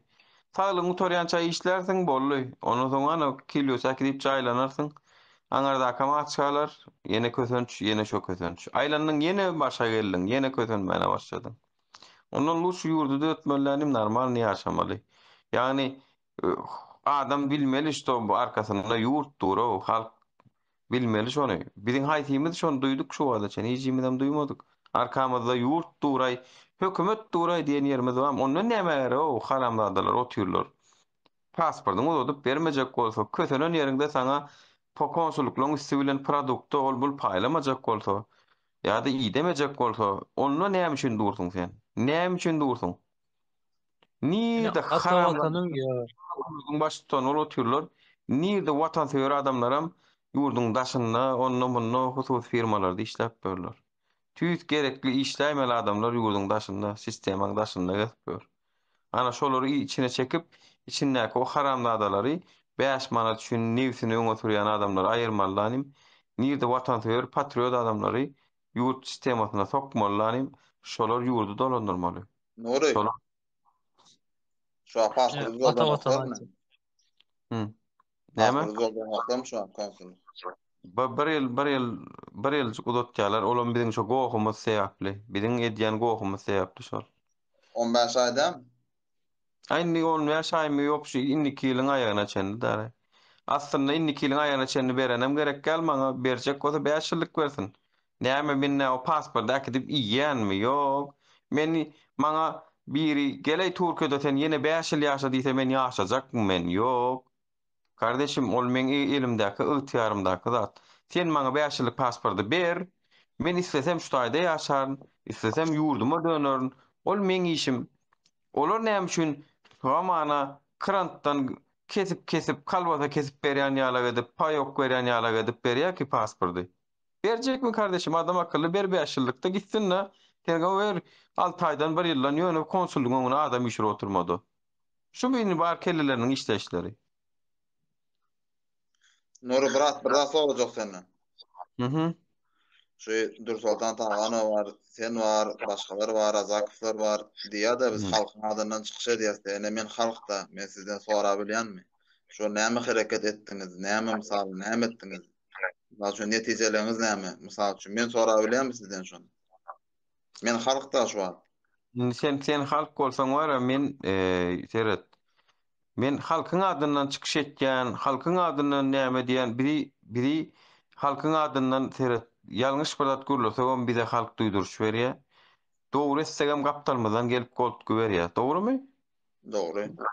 Yani biz halkyň sözcüsü hawa öňüne çykyp gürleýändir. Şonu biziň esasy güýjümiz şu halkyň bize gelip berýän golt gosunno. Ina şular ýaly gelip efirlere goşulyp aşakdan tesbirlerden YouTube'lardan, videolardan ýa-da jaň edip agam biziň aýdy bilmeýän saatlamyz aýtýaňyz Allah ýalkasyn diýip şeýdip gollug berýänliklerim biziň edýän işimiziň dogrulygyny suwut edýär. Dogry dämi? Sen elbetde sora bilýän, senem halk, seni bolmanam halk hiç ýerde de %100 ýani 10 adamdan 10 som bir pikire bir şükür tüýküripdir diýip zat ýok. Hiç jemgyýetde de ýok ony zat. Agam bolmaly, garada bolmaly. Şan gije de bolmaly, günnüýde bolmaly, sowum bolmaly, ýylam bolmaly. Hemme zadyň ihsan näme ýok. Cennetem bolmaly. Maksat diýär da, maksat dostum diýär da. Diýär pasport doglap berýän, pasport oňarýan diýip adamdan pasportyny alyp diýär şöyle işler diýär. Dogrymy şolakda? Onu gitti maksatdan sonra onu maksat sonra ona cevap berip bilmeýäne sen da kazançdy da şoňa. Sen cevap berýän şoňa. Men seninni bira ol men näme diýilýär? Men garşydaşym däl ol men üçin. Men garşydaşym Gurban oly bir. Ödändi şu wagt hazır menden mysal şu inanmaly däm şonu diýjek bolýar. Ya o diýse diýer onuň agzyny men halta däl dank goýulam. O diýse diýer oturur da menem o galy boy götdören ýani bara men senem gitdi ondan sonra sen şeýlemi diýdi. Sen şeýlemi diýdi. Yani men ay sonra adamyň bir sonra ona jogap berip oturaýyn. Ola birinjiden. İkinciden hem eger bulo ulen dinleyen olsa men o taýda pasportyňyzy beriň diýem o taýda diýen adam şu anketa dollaryňdan urodyň şu poçta diýen. O poçta da menki däl o daşary ýurtda Ýewropada nemede oturan halkara prava zaşitlikler olur. Adam hukuklaryny gözleýän. Şolaryň üstüne Türkmenistana basyş edildi. Şunun o götülen dinlemesinde gulu ulen dinlesin o. Menin karşıdaşım maksadın advokaty dälmen. Men halk olup sonra oturun. Hukum var siz halk olup Türkmenistany yamanlap Türkmenistany erwetip çykarýaňyz. Bizi dinle. Evet. Atawata. Bizi dinle. Solar gelsin maňa. O maksat ýaly aň düşünjesi ýoklary maňa garşyma getirmäge gaýrat et dostum. Bolya. Diýenem gyzykly dal. Diýen olsa diýsen otursun hiç mesele maňa bildirýän zat ýok. Alihan näme diýäň? Men açak zadım dinle IQ bilen IQ näme? IQ. Mazgi yok olarda. Düşündün. Sen sorağı ber. Suşestini sorağı ber. Şolar cevap içinden çıkıp bilenek. Şu sorağın. Düşündün. Şoň üçin olar boş adam. Hiç yorma kafanı. Sen kim özsen Alihan? O Hajizni mi? Oo. Şu wagt senin Burmut Nuraga, Burmut. Sen nomuryň bara mende, doğru mu Nura? Burmut burada da çok Nura, efirinde çıkarmandır. Alihan sen aýdýan da 100 adam ölüp ýaty günde diýen, afsana maglumatyň barmy sen şoňa? 100'den känem ölýän. Burmut. Dur. Daway men taşa soraňa jogap bereýin. Dur. Seret. Sen ofitsialny diýen Türkmenistanda näme ofitsialny, näme jogap berip bilerler? Ofitsialny. Diň ağızdan ağza, kulakdan kulağa. Doğru değil mi? Ofitsialny jogap berdiler şuň üçin. Taňa dur bijak. Ofitsialny habar berdilermi Tupany? Inni ol lewapda Tupan turany marada ýetenni. Durmy. Lewap vilayatyň Burmut. Lewap vilayaty owakyjylyk hyzmat etiş bölümi bar, 05 diýen bölüm bar. Hemme vilayatlary 05 diýen bölümni habar berýärler. Tamam, telewiziýada 8 saat öňünden habar berýärler ha. Menim istemimi gören adam. Nawa? Tamam. Ben çıkayım. Metrologiýa berdi. Ha? Seret. Barmut Alihan barmut çıktı vay badary urmalyňla. Hidrometeorologiýa berdimi öňünden habar berdimi şoň boljany? Sany beren saatdan beren ýöne edaralara diýildi. Bolýa dur. Näme Türkmenistan edaralardan ibaratmy? Halka duýdurmalar, hidrometeorologiýa edaralar üçinmi? Birinjiden. Hidrometeorologiýa men jogap bermek ýöne asly diýip otyr edaralara duýduruldy. Yok, men sana näme üçin şo misaly berdim? İň merkezi şol edaranyň döremegindäki maksat şolar ýazady öňünden duýdurmak, telewiziýanyň üstü bilen. O dogry, onuň goşulýan. Telewiziýanyň üstü bilen haýsy bir zat habar berildi şuny çenini onu aýdy. Onun ne Ýöne käbir zatlar bar. Alihan ýalan gurlaýan, gakarym elýän, şu wagt gurlaýap otyr. Polisler planetde, hemme döwletde bar, polisiýalar şunu aly iç edýän. Doğrudan? Ne durun? Sizin näme iýýäňiz, näme içýäňiz? Men sonra gören ilk şondan başlaýyn. Kartoşka, soğan, pomidor, nan, çörek zady iýýäňizmi? Iýýän, Hudaýa şükür. Sen iýýän iýýän menem. Şo zatlar vitamin bolup, energiýa bolup, beýniňizde zadyňyzda gan bar ýa-mı? Şonu bilmeýän sonra görýäňiz meňki zatlar. Ýörüte berýäňizmi? Men özüm barada aýdyn sana. Türkmen Döwlet Ulugy Aratnaşyk Institutyny okudum 2009-dan 2014-nji ýyla çelli. Sen şu Türkmen Döwlet Ulugy Aratnaşyk Institutyny bu torabam gelibem ýene şu toraba berýäňmi sen? Hemme döwletde de bar diýip şonu bir Türkmenistana hamana Türkmenistanyňky ýaman adaty ýala gedip görkezek bolýar. Men ýa sana bu taýda Gurbanuly Berdimuhammedowyň arkasyna gurlamak diňe Türkmenistan barada. Siz şu çıkış edýäňiz Türkmenistan erwet, Türkmenistan beýle, Türkmenistan barada açma. Türkmenistan erwet diýen sözüm getirip görkezsene Türkmenistanyň hökümetini tankid edýäňiz bak. Hökümet bilen watanyň arasynda tapawdy bil. Özüň institutu torpsyň. Hökümet başga zat, watan başga zat, Türkmenistan. Şu pasportam diýäňdi. Men pasporty biz çıkış edenden soň etdi diýen. Pasport siz edenden soň edene Türkmenistan prezident kanun karary bar otaydy. Ýörüte tasdiklanan o pasport ýyl aýynyň 7-sinden başlandy. Şonu näme etmediler onu? Şoňa soraw jogap ber. Öňe näme üçin etmediler? Gok başlamaka şurýaly aly ok edip şol konsulluga arda ýazyp siz bir zat aýdymmy? Siz bir ýerden eşitdiňiz, şo gurruny, şo pasport 2 ýyl boljagyny eşitdiňiz, soň çıkış etip başladyňyz. Ondan öňe çıkışlar etmediňiz siz. Vay. Men size aýdy otyrna, biz mart aýyna, aprel aýyna Daşary işler ministrligine, içeri işlerini arda ýazdyk. Ho biz o sen nirden näme gurrun edýäň sen? Näme sen arzan bar ýa men arzan barana goňdy? Canlı Ştaynınka yazdık, Ştaynınka. Düşündüň barada aktivistler bolup yazdık, tutuş raýatlar bolup yazdık. Birleşen Milletler Guramasyna yazdık, Ýewropa parlamentine yazdık. Ay, bir ýerlerde näme wagt ýazyp çykdyk. Habaryň barmy sen şo zatlardan? Ýöne diýerler bir zat diýjek oldum men şu soraňda siz merkez etdirdik diýäňler dogrymy? Şahat Şeýhiýew diýär da, ýok diýär, konsulluň özü etdir diýär. Şo soralarına jogap alyp oturýan senden şu an, düşündiňmi? Şahatlyk Şeýhiýewiň bara, olam aktivist, eger bilmeýän bolsaň. Ol aktivist olam. Awa. Bir ştaýda aktivist däl kimdigini aýdyp berenmi? Türkiýe bilen gapdalynaky bir tamsajak bar, adyny hem Gülşah Rozi. Salam. Maksatmy? Ay maksadyň bilen gapdalynaky. Tamsyk olur o hakykatdan. Men şolar ýoň bar, pulçy işlem ka diýdim ol hakykatdan samsyk ene şu akyllar.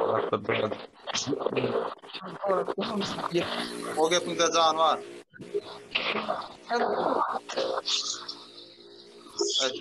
Geçer bugünler diýär, sesini eşitilen oklu gruplar var.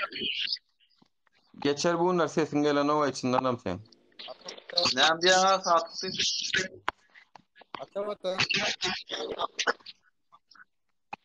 Sesi gelen ok. Ýok, ýanky diýene maksadyň diýeniň şol bar ýany olandan sorak gör diýen. Falyarka bilen ýaşaýanlar şolar diýen, nahar bilen näle. Nahar ýan bolsa, alma, nan, çörek, vitaminli zatlary ýan bolsa kellesine birazjyk barar.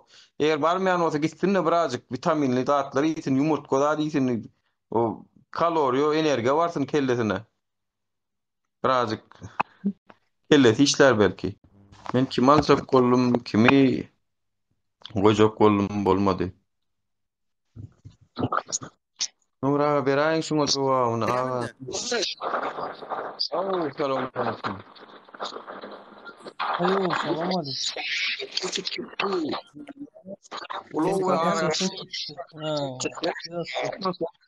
Ilim derejesiniň pestigini görýäňizden watandaşlar. Berýän ilymyny ýa belki institutdan görmäýin, ýanky öz okan nälerler çäreden çäre gatnak bar. O gelýär. Aýdy ber. Şu Atabatan köyünde halk korkuzmata halk korkmaýan halkam korkmagy dowam etsin, kötünmäge dowam etsin. Näýlerden bildirmesin soňunda. Bir munçuk ruhsat beriň watandaşlara. Pamehkerdir aýalar da şey diýip. Yeni ýaňlan başlady bu. Ýok, şu wagt ýanlar nauşnik bardyr, şonuň ýanglanýandyr o. Ýok, nauşnik ýok. Bundan kaçyp aýerdym meni. Ýok, bir daha ýanglanan ok, gülýär gelip dur. Netijede görýäňiz däme watandaşlar, ýa-ni kyýal ýokary bilimliğini alyp Türkmenistana, mesen Türkmenistanyň Ulu Waratyk müdürlüğini başlyk diýip goýarsyň ýokary bilim diploma diýip. Nur sen sesini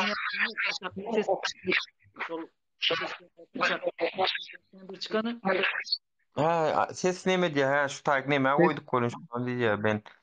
Şulat goýýana, ene şulat diýär watandaşlar, şu taýyk goýýan bolýan bar, mikrofonum kalon kosam aşağına da, şondan etdiýär dogry, inni bildim. Inni normaldyr.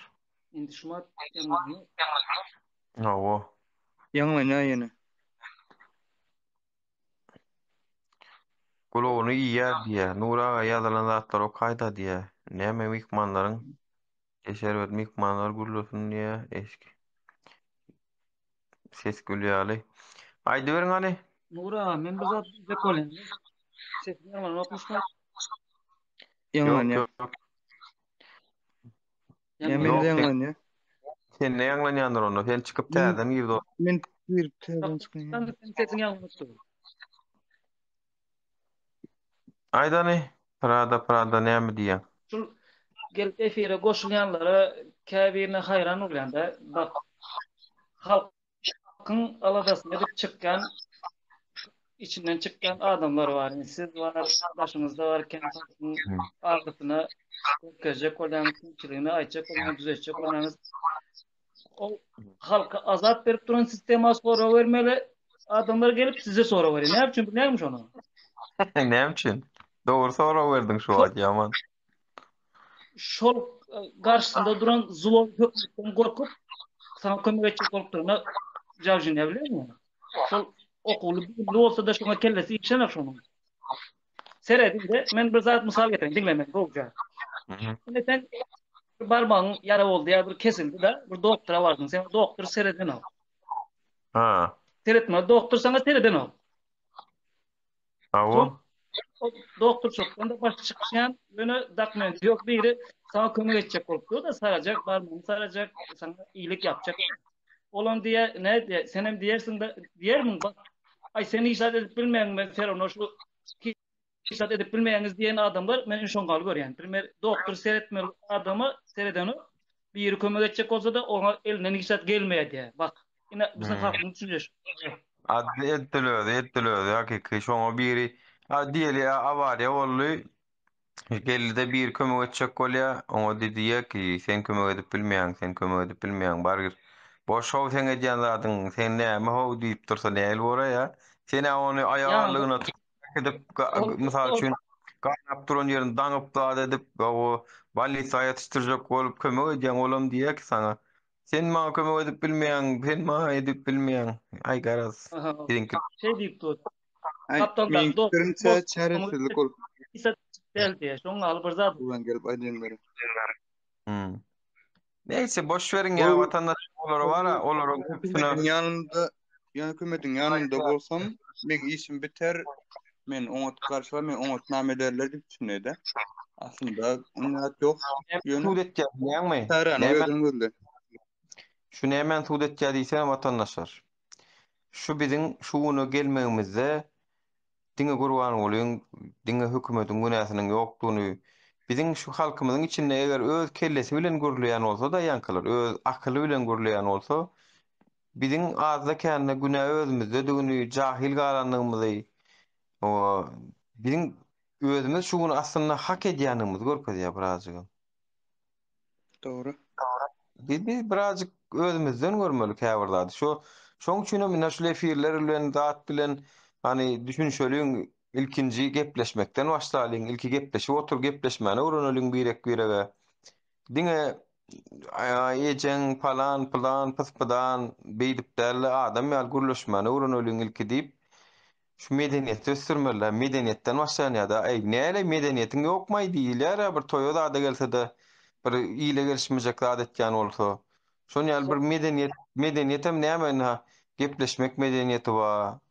Oturmak medeniýeti bar. Ýaşulyň tüýlemek azakany kiçini söýmek medeniýeti bar. Medeniýet siyasi medeniýet biziň iň ýa galan tarapymyz şu. Siyasi medeniýet. Siyasi medeniýetimiz biziň ýa galy, gatterbet ýa galy. Ýani Türkiýede haýsy adamyň tut azakany siyasi düşünjesi bar kellesinde. Azakany siyasi düşünje bar. Biziňkilerde şu siyasi düşünje ýok. O hökümete barda atýan ony ýurt watan sen trişto gidip barya. Sen duraw diýen watan näme hökümet näme tapadyny öwren o ülke diýen o. Yani men kümse çaresizlik, näme üçin bilen ýok hökümetiň tarapyny alsam öz guyrum kurtar bilen diýip düşünýär. Başka näme ýok bolmasa billerimi aýny Türkmenistanyň bahset etse, başga Türkmenistanyň bilen bilmedek Türkmenistanyň bagwasy bilmedim men. Ya. Benim özü Türkmenistanda ýaşaýan ýa başga Türkmenistanyň men bilmedigim. Zaman burada da gelip maksat beýdide sizin edýän hani edip bilen adamyz barmy görkezin. Maksat kim ol? Sizin onun soragyny bäri getirip bere ýaly. Ol Daşary işler ministrim ol. Ya prezidentim içeri hükümelerini ministrimi kim olmak? Kim maksat näme etdi? Kim ol indi? Kim ol maksadını vermeli. Bizi halkın önünde sonra vermeli adamlar, hükümet adamları. Daşary işler ministri, içeri işler ministerligi, konsolluklar biziň öňümizde jogap bermeli adamlar şolar. Biziň geýen gurulmadan şolary değişli bolmaly. Karşısına çıkıp duran sağlık ministri jogap bermeli. Kim olur berdik? Mehmet o beş adam yok oldu hasabyny bilýän. Sizde ne şumat hükümet işgärde, sizin elinizdeki hiç gelip peçat yok. Bana sizden gelip soramany hakkı var o samsygyn. Ýa gelip o institutlar diýip oturan. Kellesi sağlık ministerlerine seslensek böyle misal apteklerde derman yok hiç ile. Her yani 2 yarım saat oturup duran diýdi bu arkadaşımız. 2 yarım saat oturduk tapayımızda beğenmeli. Göreyim yok bizim yanımızda misal için. 40 grad. Bir ovada bir o min küçük ovada yaşayın. Sonunda her gün haber alsam 2 adam öldü, 3 adam öldü. Bu ovadan ibaret değil Türkmenistan. Yüzlerce var. Näçe o var, näçe trap var, näçe ölýäniň ha, ýok vatandaş. Kän ölen 100 adam, 100 adam köpdür mü? 200 adam ölümdür men pikirimçe. Dün o yerde bulan ota korona ben owama gelendedir. Kaptamda haber maýyn diýip o çağırmady men diýip. Ay Allah can wara. Allah can näme biz aktivistlere sağır versin ay Hudaý var. Bir aktivistlere sağır. Yani güzel Allah'ın şundan güzel adamlar yaratıyorsun bari bir takip ediyor ya. Hani azımıza bir akıl versin sırlara başlıyor. Bunlara karşı çıkanları. Yaratıpsın on birazcık iyi de çıkay diye yaratıyor sabırla. Gidzenem kendirle yolyanın sani. Kendire her gün gepleşem de 2 adam, 3 adam. 2 adam, 3 adam. Ben daim öldü geçen gün. Yaş oğlanıyorum, 91. yıl. Gitti koronadan. Ne için? Derman yok. Hiç saat yok. Alan yok bandıysa. Näme diýjek vatandaşlar saat 12:01 ýary ýene bir geçer bu günlerem aljak, ondan soň efir ýapjak. Son jümlelerimizi, son pikirlerimizi alalyň. Bolar men çıkaray giýecek. Burada toprak. Nura. Bul şurada vatandaşlara seslenecek bolanda. Bu gidere yerimiz yok. Nire aitmaly, ötmeli aýdylerde we kim aýdylbylar munda. Mana dinläp oturanlar kan şurada. 2-läp, 3-läp dinläp oturýarlar ýöne. Beren sesini çykarylan ýok. Mysal üçin mende simlik kysat garmady. Pasaportymam ogurlatdym. Vay. Men pasaportum elimde ýok wagty. Kimligim sen ýok wagty. Men ýadymda ýaňyda bar gaýtdym. Ýa-ni kawrun alyp. Awa. Bir söýerde bir ýetişen bir edara bar. Edara ise mana dernek bar söýerde. Bir az gamasa söýere barsaňyz hiç olmanda alalmasaňyz ullakyn görüňiz söýere bir toplansyn, dertleşin. Nämedim? Bu üstü men gatla çözer mende mesele ýok. Giderim pasportumy taýdan tapşyrdym, alarym men onu. Hayvan ýal dawranýarlardan galçyn bilýär.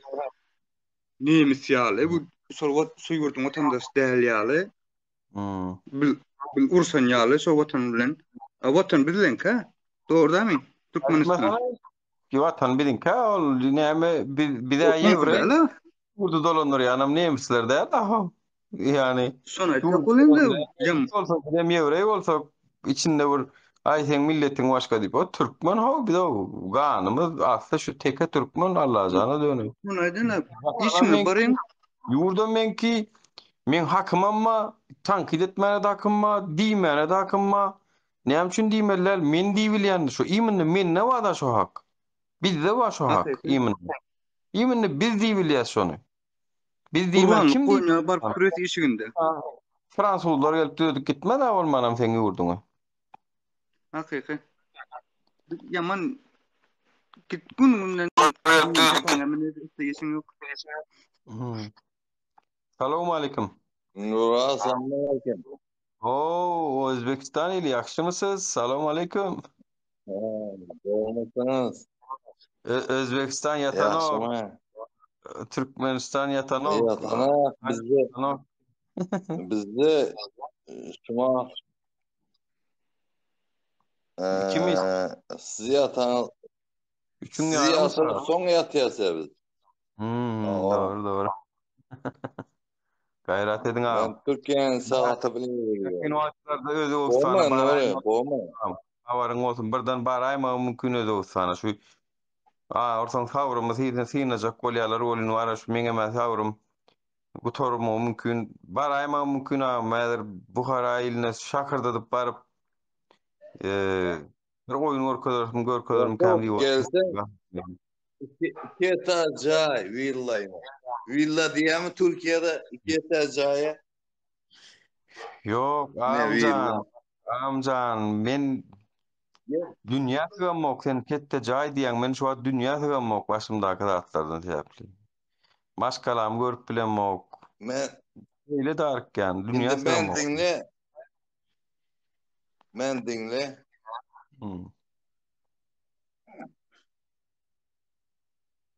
Murato. Ayda dinleyen. Devam etmeli. Alp birazcık oyunsun, kelleleri, daş doğru näkiler düşünsünler diýip sabr edýän olun.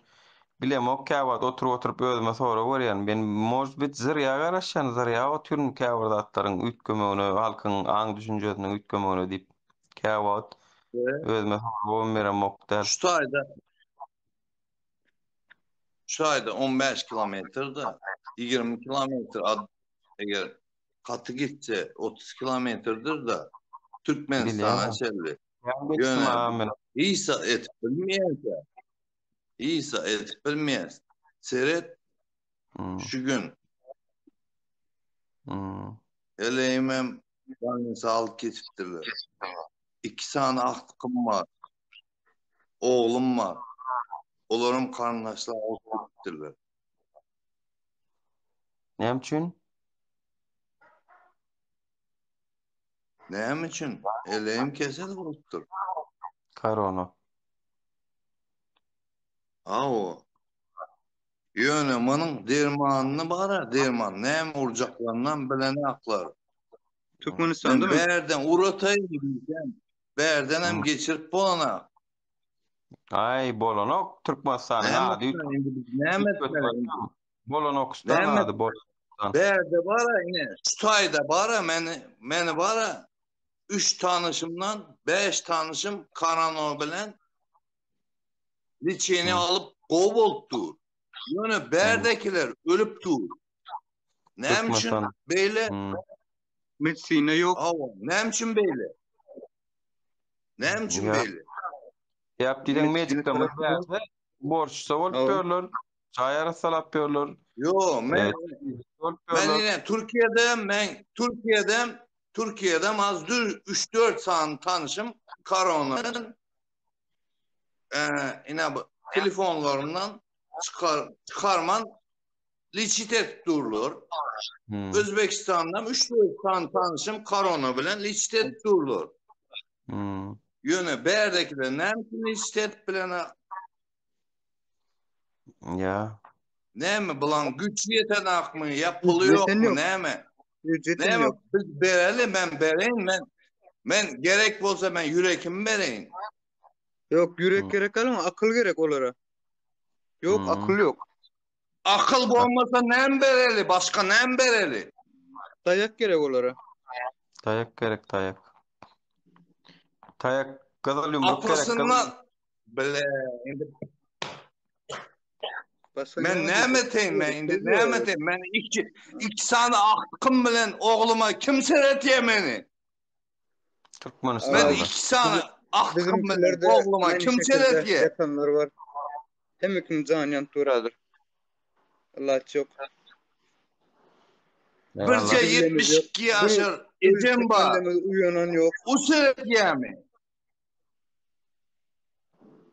O ejem ýanyna Eceme yoktursun mu bula? Bele Nuru men gepim yok. Men öçürmen çıkar. Am giňrek bolam.